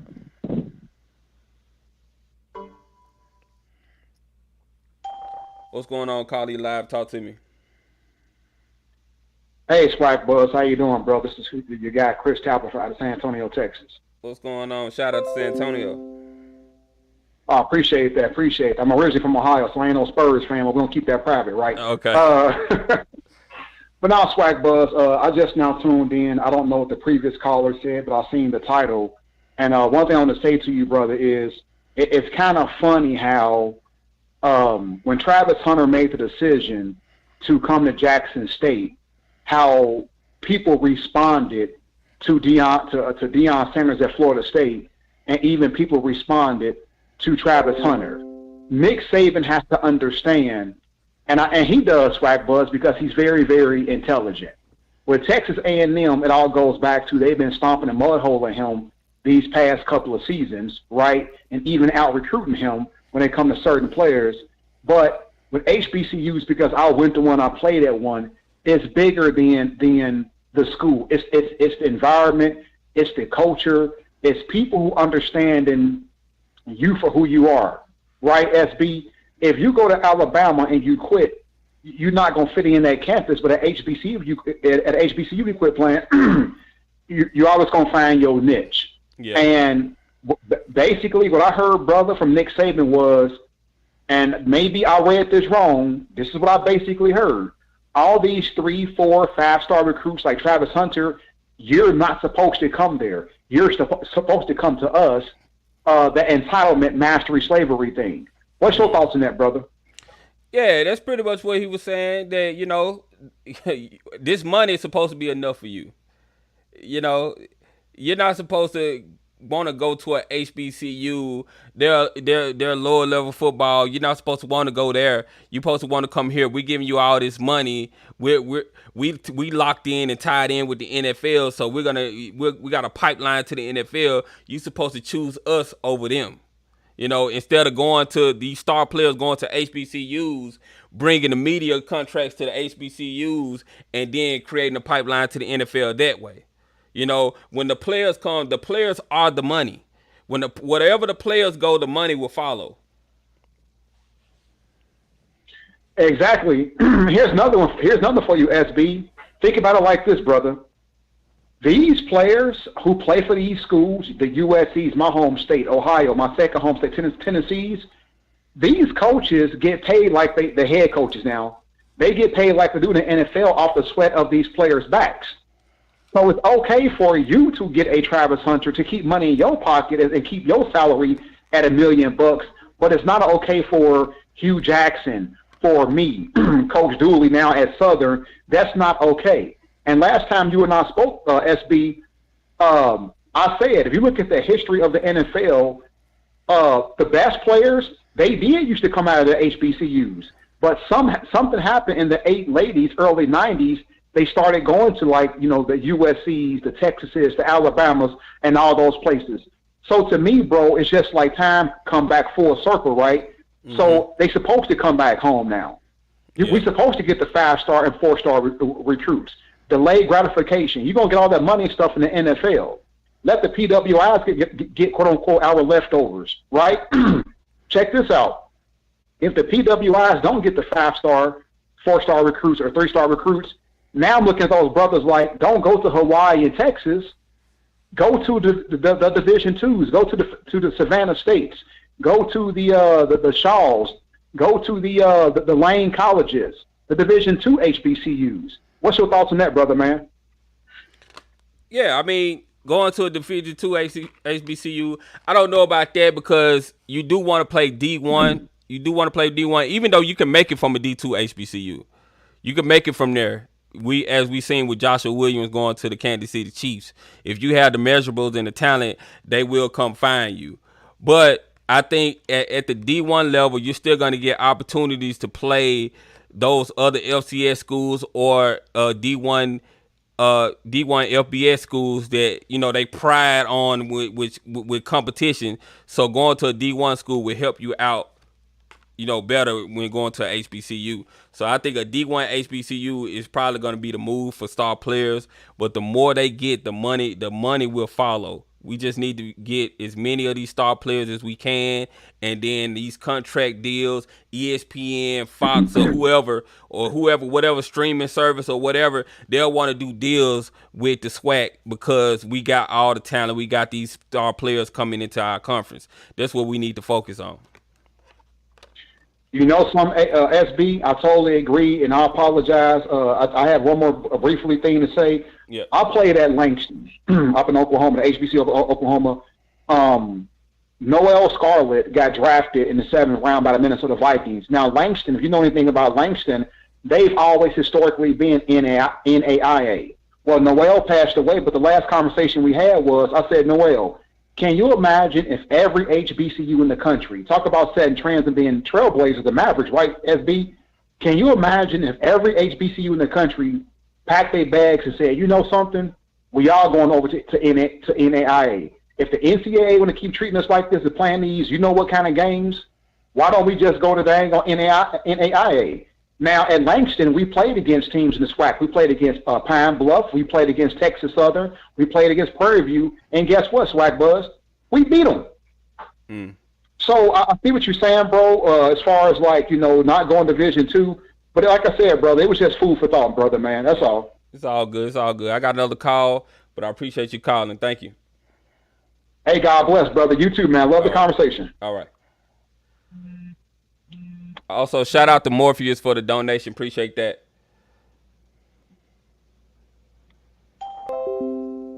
What's going on, Carly? You live? Talk to me. Yeah, I'd like to comment on Nick Saban throwing shade on HBCU, particularly Jackson State. They're dealing with an athletic budget over at Alabama at $180 million. Compared to Jackson State entire athletic budget of $8 million. And Nick Saban's salary is $9 million, and Deion Sanders' salary is $300,000. Yeah. So I just wanted to let everybody know that all the players really need to come back home because they're not being appreciated in these PWIs. Thank you. Right. Appreciate the call. Thank you.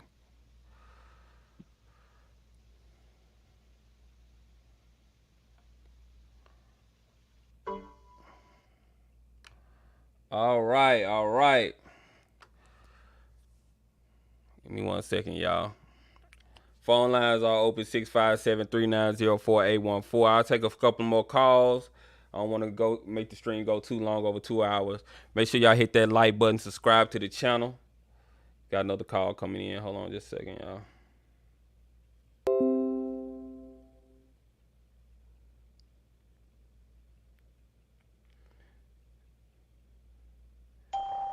What's going on, Carly? Live, talk to me.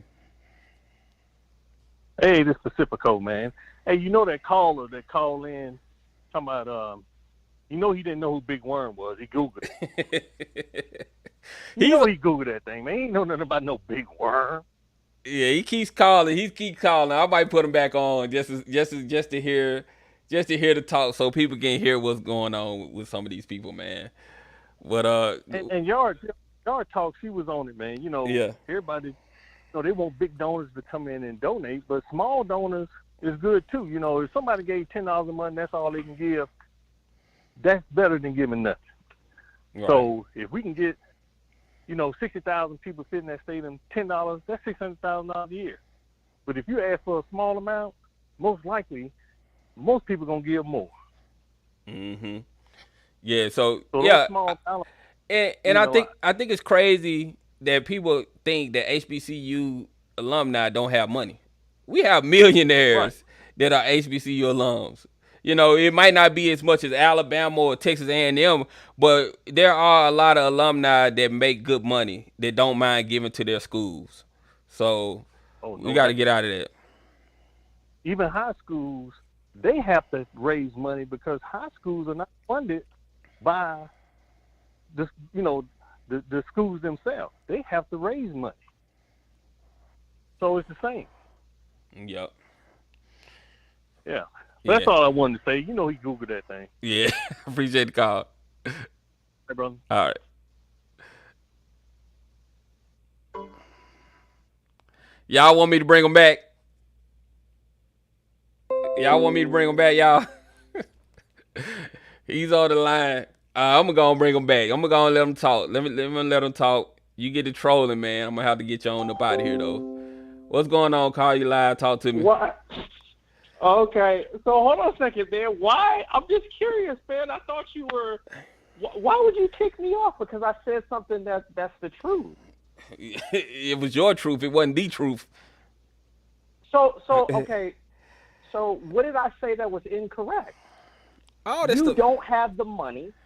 You don't have the money. Like, if you make it a money, you don't have the money. Nobody is making it a money thing. Student enroll. Nobody's making it a money thing. Hold on. Okay. Hold on. You seen me. If you've been listening to the stream, you'll see me say that we don't have the money Texas A&M and Alabama has. Nobody's saying that.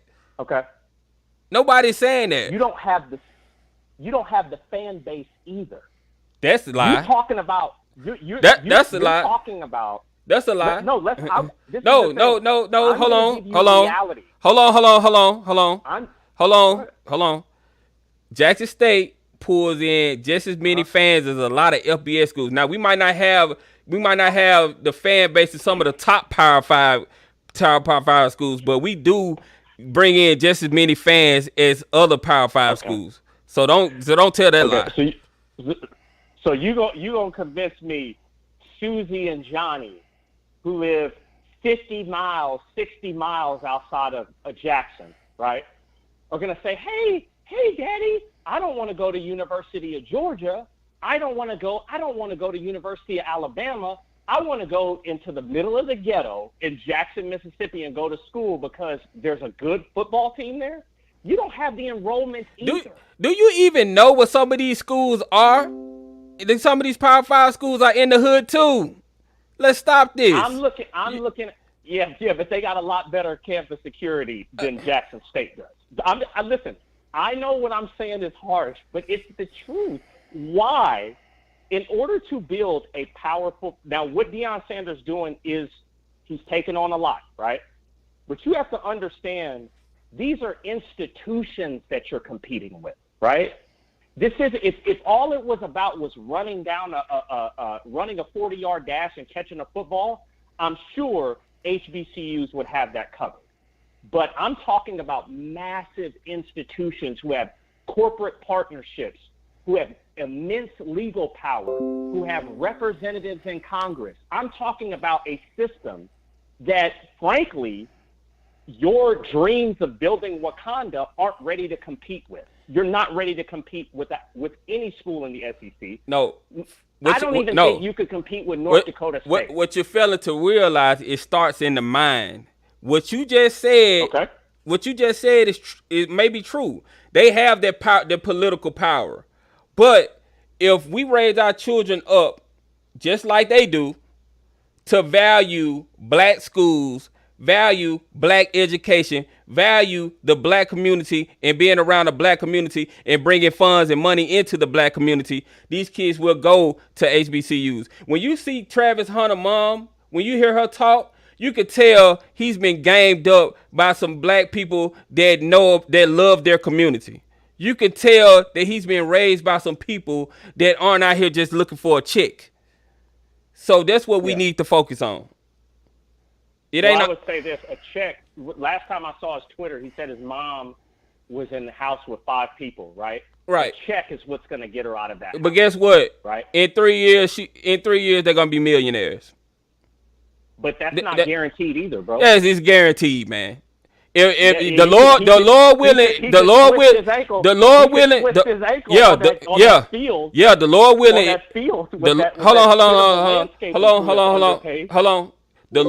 if he doesn't hurt himself, and he doesn't hurt himself or something doesn't go wrong, if he goes out there and produce on the field like everybody know he will, he's gonna be straight. They will be millionaires in 3 years. Yeah. And I hope, and for his sake, I hope that that's what happens, right? I'm not wishing any ill will towards him. I think what he did is brave. I wish nothing but the best for what Deion Sanders is doing. But I'm letting you know that don't just think it's as easy as, well, if we pull ourselves together and we do this and first off, your school wasn't even built by all black people. Why can't we try? State, most HBCUs are funded by whites. Okay, most PWI schools were built. Most PWI schools were built by blacks. So what are you talking about? When? Oh my God, you really are lost. So you're telling me University of Alabama, you're telling me Georgia, you're telling me those schools were built by blacks, by only black people. Do you know? You don't know what the construction on those campuses? The state is funded by oh my God, base that is majority white. You're funded by the state. You're a state school. So even Aaron, listen to me, Aaron. Yeah. The money that Alabama and all these other schools that's big time right now, they have because they got these black players to come to those schools and funnel that money into those schools. And then if we want to be literal, slaves built a lot of these campuses. Black people in, racist America, they built those campuses. Yeah. Why you think schools like Georgetown, and I think you're in the DMV area because I see your area code. Why you think Georgetown is having to pay back money to descendants of slaves and giving them scholarships and stuff like that because they feel sorry for them? No, because the campus was built by their family members. And let me ask you a question. When it comes to HBCUs, when it comes to Jackson State, it's financed and built most of these HBCUs are built by white people. That's just a fact, bro. Like I know history may be hard, but that's just a I gotta let you go, man. Cause you just talking mush mouth talk. Mush mouth babble. That's all that is. All right, let me get another call. Case manager. I'm tripping. I'm about to call somebody else's name. Calling you live, talk to me. He pissed me off. His behind. He got my mind all gone. I am a 60-year-old black female from Houston, Texas. He has pissed me the F off. What? Let me calm down a minute. That caller pissed me off. He didn't come on here with this bull crap on Malcolm X's born day. Okay? No. Peace to the ancestors. Anyway. 2 things. I got to calm down. Yeah, it was crazy. He made me angry, and I'm too old for this. 2 things. One is people aren't paying attention. In Coach Prime's series, he said someone contacted Jackson State for Travis Hunter I don't think they went after Travis Hunter. I think Travis wanted to go to a HBCU and reached out, had somebody reach out to Jackson State so he could so he can go, and things went on from there. I'm sorry, I'm still mad about that last call. I can't get my thoughts out. So that's one thing. The other thing is this whole thing about that $1 million from Barstool. I was on 247 website waiting for Travis to announce, because the news that came out that he may go to Jackson State and he was going to make the announcement at 12 o'clock. I'm normally not on this stuff. I'm an engineer. I live in a totally different world, but I love what Coach Prime is doing at HBCU, and I love HBCUs. I went to one. My daughter graduated from Texas Southern. I'm proud of that. Yeah, try to keep it short though. I have a lot of calls, so try to keep it short. Okay, but right quick, what I was going to tell you that I was on that website. It was like thousands of people on there. Within seconds of Travis saying he was going to Jackson State, then someone in the chat threw out he got $1 million from Barstool. Then everybody else just started re-putting that out there in the chat. Then it went, within 5 minutes, it went from $1 million, it went to $1.5 million, it went to $2 million, it went to $3 million. It was just foolishness on that website, and then it started spreading all over the place. That is where that rumor came from. Some idiot in the chat on the YouTube channel put that crap out there, and there was thousands of people in there, and they just ran with it. So I love your show. I apologize. I'm going to apologize because I hate that I called in, but he made me so mad. I love your show. I love what you're doing. I appreciate everything you're doing. I will try to get back in contact with you because I am thinking about, I live in Houston, I'm thinking about purchasing tickets for the football games, but I'm not going to go. But I don't want them to go to waste, and since you have contacts in Jackson, maybe I can get with you and you can give them out or something like that. But yeah, I do that. I love your show. I apologize to everybody on here because I came on here and I was very upset. I'm calming down now, and I'm going to regret that I made the phone call. But love your show. Thank you. Keep up the great work. All right. Thank you for the call. All right. It's caller. What's going on, caller? You live? Talk to me. Hey, SWAC Buzz. This is Chris Tapler calling back in from San Antonio, Texas, brother. I heard what the guy said about, the fan base when it comes to HBCUs. Not, something, brother. First of all, when Jackson State had their homecoming, this is documented fact. When Jackson State had their homecoming, SB, they outsold 2 SEC schools that weekend. The Alabama-Mississippi State game, I believe, and I believe the South Carolina played against somebody. That's number one. Number two, if you look at the most powerful figures, including the lead R&B guy, rapper guy, DeVito, who's over in Nigeria, Africa. If you look at the 3 main people in media right now, Shannon Sharp went to Savannah State, Oprah Winfrey went to Tennessee State, Michael Strahan, Good Morning America, Texas Southern. Okay, Stephen A. Smith, Winston-Salem. So for that guy to call and say we don't have the fan base or we don't have the political power, who's more political in this country right here than Oprah Winfrey is? Michael Jordan's grandson, about to go to North Carolina A&T. LeBron James, D. Wade's son, signed with North Carolina A&T. What that caller said was not fact. Now, he did say system. Yes. Systematically speaking, HBCUs are supposed to be, they held HBCUs down. That's the reason why most HBCUs, Whack Buzz, and you know this, brother, most HBCUs are either out in the country or in the ghetto. Morgan State is in the hood. Langston, where I went at, was out in the country. So whoever that caller was, I'm not attacking him, SB, on your show. He needs to get his facts together and do his research and set aside feelings and emotions and look at this thing practically and logically. He's been mind conditioned and brainwashed. It's all about conditioning. Yeah. If we got all these black folks out here saying, you need to go to USC and Ohio State, well, how can you say that when you look at the history of the NFL, Swag Buzz? Most of the great players came from HBCUs, and the 4 biggest figures today on TV went to HBCUs. So excuse my French, what the hell are you talking about? Right. I appreciate the call, man. I got a lot of callers, so I'm going to get them on the show so they can get their opinions out as well. But I appreciate the call. Thank you. I appreciate you, brother. All right, man. All right.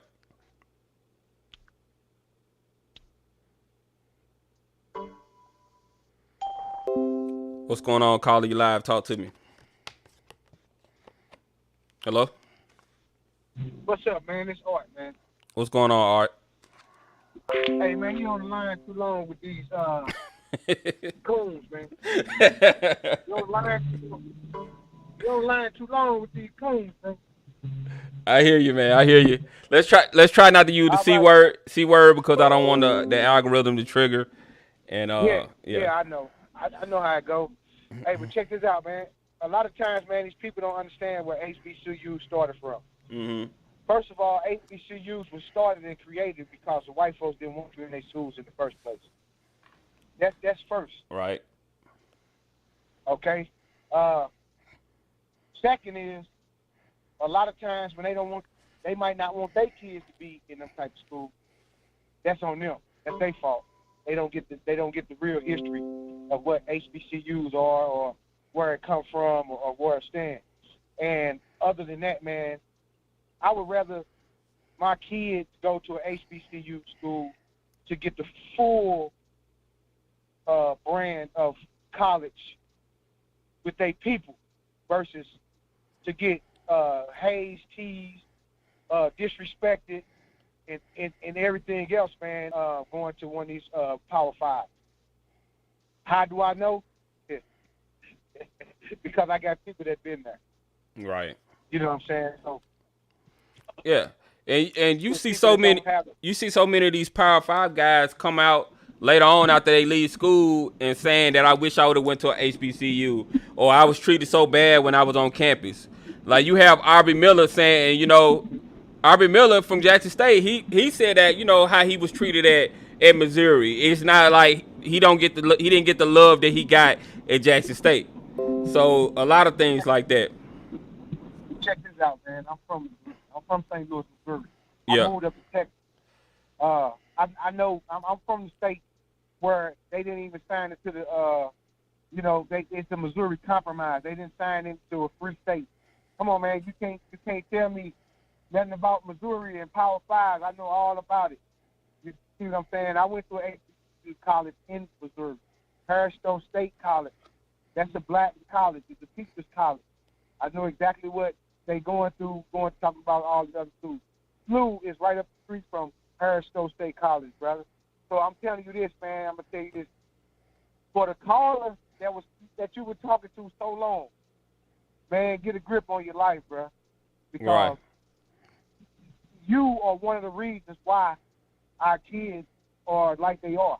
And the reason I'm saying that is because if you don't know your history and why our kids should be going to an HBCU, where do you think that they got a lot of the pro athletes from? They came to HBCUs back in the day because we had the most talent. All right. Well, yeah, I appreciate the call, man. I got a lot of other callers, so I'm gonna get them, but I appreciate the call. All right. Yeah, that's a 10 All right. All right. Let me get to the next person. Oh, who is this? Caller, you live. Talk to me. Mrs. Hunter. Hey, how you doing, Miss Hunter? This is Travis Hunter's grandma.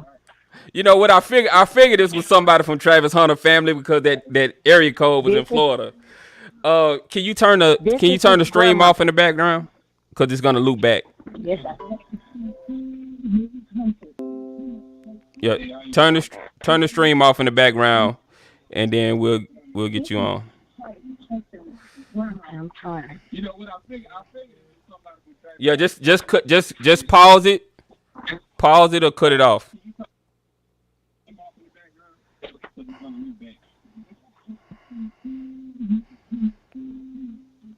Yeah, just pause it. Okay. Just pause the video. Okay. Okay. Yeah. How you doing today, Miss Hunter?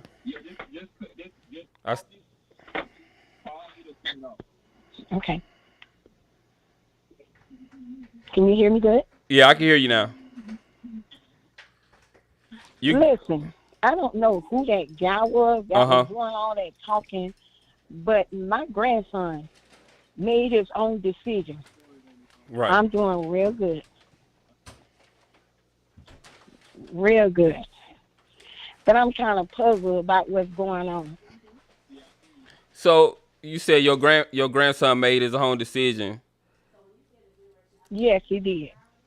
Okay, so yeah, that's what we've been trying to get them to think that, get them to see that he chose to come to a HBCU because he wanted to go to a HBCU. So what was it like during that process for him? Were you in the know when he was going through that process and what his mom was thinking and his dad was thinking when choosing Jackson State? I was there. But I left and I came back to Florida. But I went back up there to see him, and I asked him at his last game. I asked him. I said, "What is going on?" He said, "Grandma, I can't tell you right now, but I know I'm one of the ones that he liked to listen to." But when he made his decision, I was behind him 100%. I know he wanted to go to Florida State. That's his dream school. He said on national TV he wanted to come back down here with his grandma. But by me being here, I didn't have no problem going up there supporting him. But with all these haters out there saying about my grandson, they need to put their own sons out there and let them do what they want them to do, not what he wants to do. I don't like that.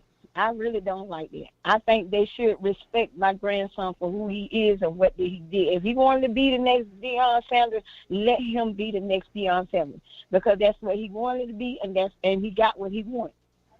Right. Well, I appreciate the call. Anything else you want to add to the platform? I know I don't want to keep you too long. Anything else you want to add? Well, what they need to do, they just need to leave Deion alone and let him do his business. Mm-hmm.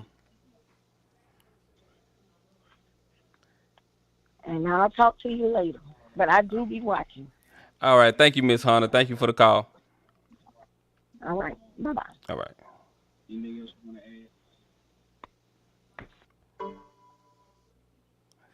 add? Said, bro, you better milk this conversation. All right, let me get to the next call. I got so many callers, y'all. Hold on just a second. Appreciate that call, Miss Hunter, though. Hello? Yep. All right, call you live. Talk to me. Yep.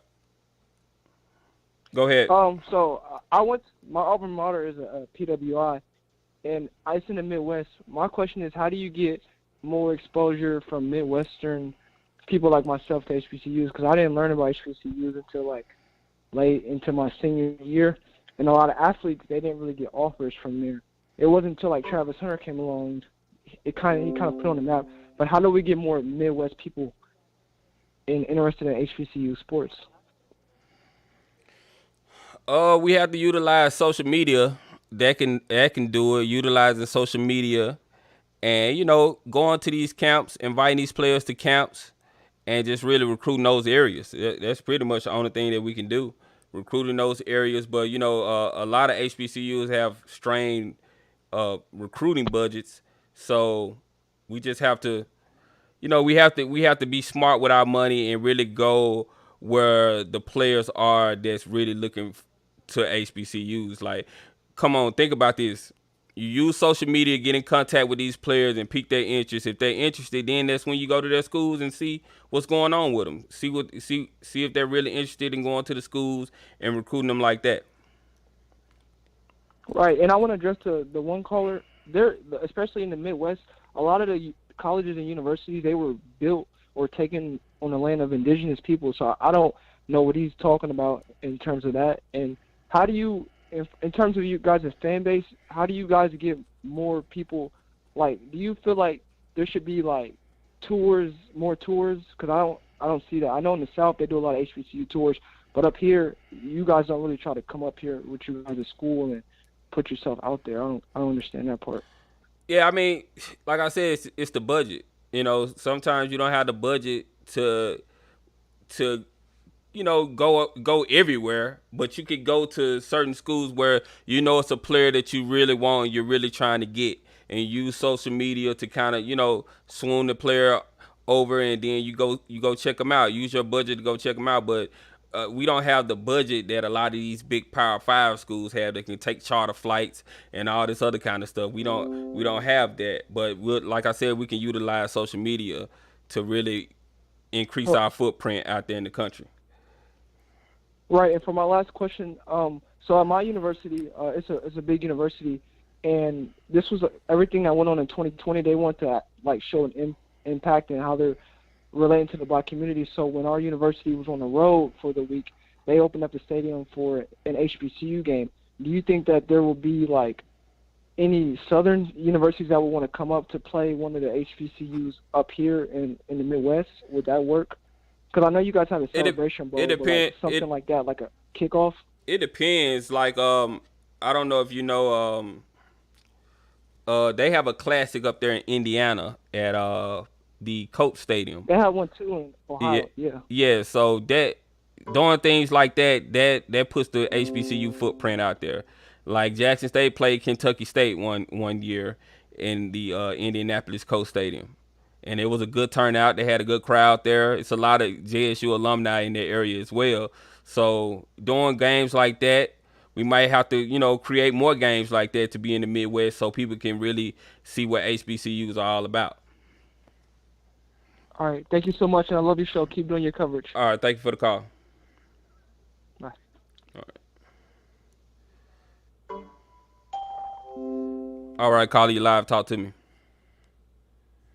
Yes, this is Evan again from Texas. I just wanted to comment on the gentleman that seems to be misplaced about what the culture means. And I think for a long time that we have devalued what Hold on, culture is. you sound kind of muffled. Can you rearrange your phone the way your phone is? Yes, just a second. Okay, is that better? Oh yeah, that's better. Way better. Okay. Yeah, I was calling back for the guy that was on about just the culture. I mean, I think they're spot on. And we've got to remember that culture is how we got here. HBCUs and the likes of the campuses teach us more than educate us. Because what we're learning is we're learning about our past and about what we're capable of. And I think he undervalues that as a source of knowledge, because with that knowledge, then we're able to do tremendous things. So I, again, just wanted to thank you again for this live, because it has been really enlightening and useful to, I think, a lot of people. And highlighting what the HBCUs offer gives us a viewpoint of what our future is. Everyone is trying to move us backwards, and we're trying to proceed.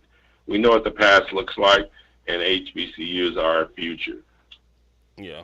I appreciate the call. Appreciate your input. Appreciate your support for the channel.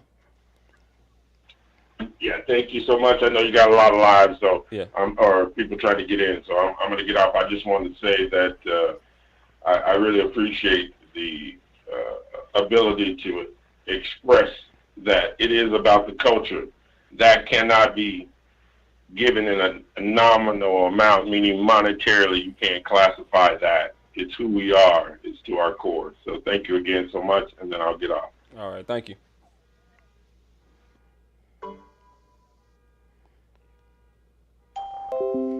What's going on, caller? You live. Talk to me. What's going on, bud? This Dunn Somerville calling out of Arkansas. What's going on? Shout out to Arkansas. Yes, sir. Man, listen, I've been listening to your station for about 30 minutes.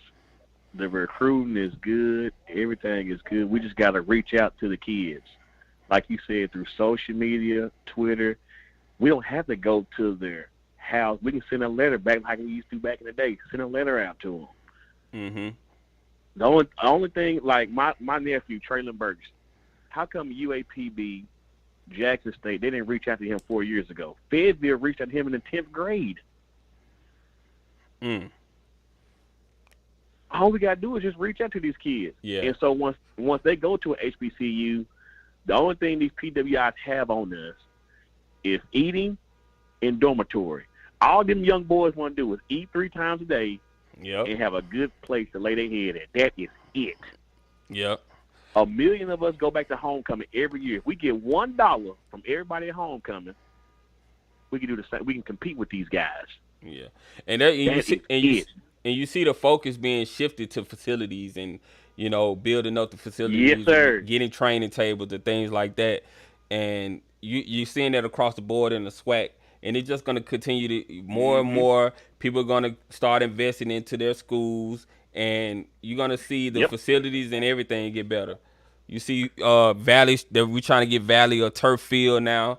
So yes, sir, Mississippi Valley State. Yes, sir. And that helps everybody. People don't understand Valley having a good field helps the whole conference, because when a school plays, who was Mississippi State? Who was they rival? Jackson State. Yeah, Jackson State. So when the school go play at Valley, and they have their film, it looks good. Because you want to see a nice field. You want to see them play on a nice field. You don't want to see a raggedy, not pleasant field and on game film. So that helps all the schools. Yeah. But yeah, I love your channel. And the only thing that these PWIs have on us, because the teachers don't treat us right, the cafeteria ladies don't treat us right. They know why we here at this PWI. Yeah. They say, what sport do we play? They say, what sport do you play? But when you go to an HBCU, everybody is at home. Yeah. It's 12 weeks of love. Homecoming is love. Like Hunter said, once he came down to homecoming at Jackson State, he was hooked. Mm-hmm. He was hooked. So just like here at Pine Bluff, we can do the same thing with our kids down here. Facilities and eating. That's all they want to do. If we can feed them 3 times a day and put them in a nice dormitory, we got them. Yeah. Well, I appreciate the call. Thank you for tuning in to the channel and your support. I appreciate it. Thank you, brother. All right.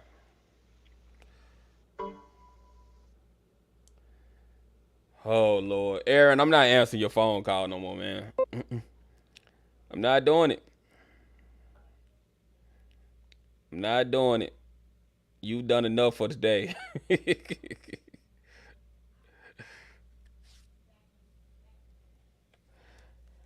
That call from Travis Hunter, grandma, lifted my spirits. Yeah, that was an amazing call. But you see what kind of family he comes from. You could tell they some riders.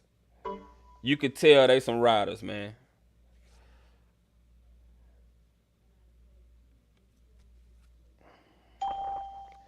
All right, caller, you live. Talk to me. We live? Yep. We are? Yeah, you're live. Talk to me. Are we on? Yes, you're on. You're on live. Talk to me. I don't know what that was. Look like we got the trolls are coming out now, y'all. Y'all know how it goes when these streams start doing numbers like that.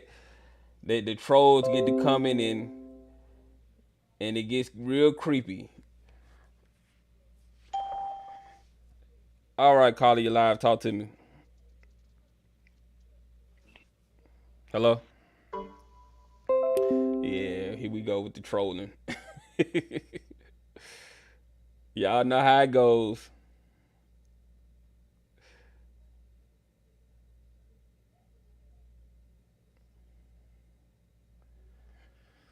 Well, yeah, y'all. Yeah, we had a great stream today. We had Travis Hunter, grandma. She called in, showed the stream some love. So, people are watching. Everybody's watching, man. They're watching SWAC content. SWAC content creators. We really need to step our game up and just keep providing content because, this is what's needed in the HBCU community. We need, everybody to go follow these other platforms. You got Raw Truth Media, you got Off Script, you got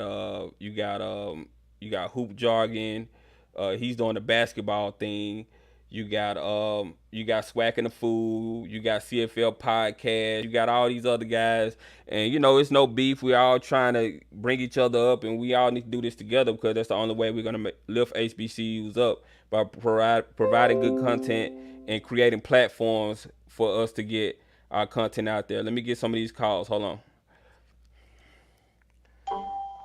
Cardi live, talk to me. Hello? Yeah, you live. Talk to me. Hey, what's going on, bro? This James from Arizona. What's going on, James? Man, ain't nothing, bro. I played college football over there in Mississippi before moving here. Mm-hmm. And, man, I can just say, bro, I just love what Deion is doing for the culture, man. And honestly, this goes back to one of the statements one of the past callers said. Good and bad exposure is good for HBCU, bro. Because today, man, Jackson State done got recognition through the roof, man. I mean, I know it was already there with, getting big exposure, but today, hey, man, it's exactly where it needed to be. And big shout out to even Travis Hunter's grandma. Man, I appreciate you. We all appreciate you. We living in an era now, bro, where any little small thing or any little opinion would feel like it's factual. So I really do appreciate her coming through on your show, bro, to express to, us listeners that, hey, we know why Travis chose to come to the culture, man. And, bro, appreciate you doing your thing, man. And I can say this, I'm going to say this before I get off. From a former college football player perspective, bro, it's all about the culture, bro. Yep. And that's the reason why me personally, that's why I chose the HBCU. That's why I chose to, go to HBCU. I only played to my junior year, but that's why I personally chose to go to HBCU over like a couple of P5s. So it's just the fact that everybody got to understand, not all of us young brothers want to be bought, you know what I'm saying, especially from college football players. We all don't want to be bought. Sometimes we want something that's a deeper understanding than the money. If you good enough, the money going to come, like Deion said. Mm-hmm. It's going to be there. But at the end of the day, bro, it's just all about what you want, and it's all about you know that if you're a dog, you'll get there eventually, and you're going to get that bread.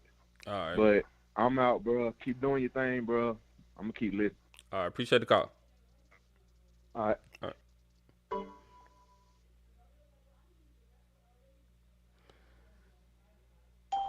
What's going on, Carly Live? Talk to me.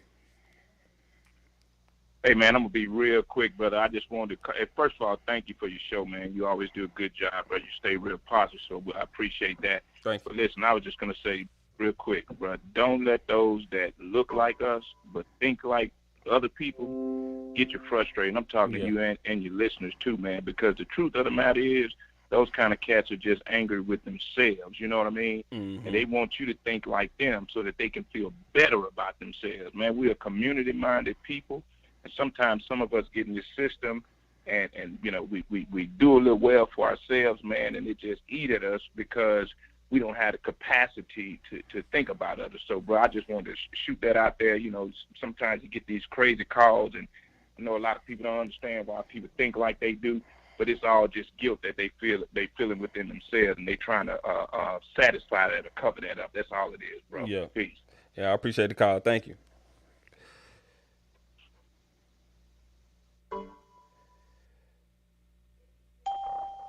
All right, Carly, you live. Talk to me. Hey, what's up, man? This is Mr. Miles, calling from Los Angeles. How you doing, bro? Doing great. Turn the volume down just a little bit. Hold on. All right. Let me get you on. Yeah. Can you hear me now? Yeah, you good. You good. That's a lot better. Yeah, it's way better. Yeah, man. Hey, trust me, dude. I am a Bama fan, and I really didn't like what Saban said, but I am originally from a little small town called Lumberton, Mississippi, and I do support Jackson State and what they're doing, man. I support Deion Sanders 100%. I even ordered me some Jackson State gear, and I will be attending some Jackson State games this year. But what about Travis Hunter's grandmother, man? That was cool, bro, for her to call in. I'm also a follower of Travis Hunter on TikTok, and I had a conversation with that young man before any of the announcement even came out. And I wrote to him, and I told him, I said, look, young man, why not go let the greatest to ever play your position teach you? Because we all know that you're going into the league. Mm-hmm. So why not let the greatest ever play that position teach you?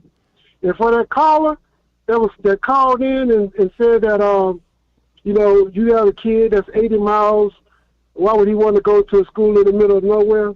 Well, for that caller, I know he's still listening. Jackson State is getting the #1 quarterback out of the state of Oregon that's committed to Jackson State. That's coming there next year. So, you know, that's why. The Deion Sanders effect is real. It is coming. And it's just beginning. And it's going, man, I'm telling you, it's only going to get better. Because the man knows how to, once Deion Sanders get into your family living room and speak with your family, it's over. Yep. Because they know it's genuine. They know he coming in good faith. You know? Exactly. And I watch his son, Deion Jr. I'm a friend with him on TikTok. So I watch all the videos that he put out. And you know, like I said, I keep up with Jackson State. My brother played baseball there. And I got a lot of friends that live in Jackson. And you know, that are big time Jackson State followers. So yeah, man, I'm excited about what Deion is doing in my home state of Mississippi, man. And like I said, I'm out here in Los Angeles, man, and I'm supporting them Tigers, bro. I appreciate it. Well, we appreciate the support. I enjoy your show, man, and I'm at work right now doing the sanitation work, but you know, God is still good, man. You keep up the good work, man, and you keep bringing you and the CFL podcast, man. I've been listening to you guys. And y'all keep doing what y'all doing, man. We supporting you guys, even from here in Los Angeles. All right, thank you for the call. All right. Y'all have a good one. Yep. Right. Yeah. Y'all support the channels, man. CFL Podcast, great channel. Tomorrow Leader Sports Network. Make sure y'all support him too. Raw Truth Media. Yeah, we got a lot of channels, man. Y'all know the channel that's out there. Make sure y'all support everybody. We need these. We need our platforms to grow, so we won't have to depend on 24/7 Sports and all these other channels. But yeah, y'all, we had a good show tonight. Well, today, it ain't nighttime yet, but today, yeah, we had a good show today. I appreciate y'all tuning in. But yeah, man, don't let these haters get to y'all. I'm glad I brought that caller on because you get to see firsthand the mentality of some of these people, you know. So you really have to keep your head strong and really keep pushing forward and just not worry about the haters, because people like that don't want to see you succeed. They don't want to see HBCUs prosper, and some of these people look like us, you know. So we just got to keep pushing forward. Donate to these schools if y'all can donate. You know, go to the games, buy tickets, do whatever you can to support HBCUs. But I appreciate y'all tuning in. I'll be doing other episodes later on this week and this weekend. So y'all stay tuned in, like and subscribe to the channel. And I'm going to see you guys on the next video. I'm gone.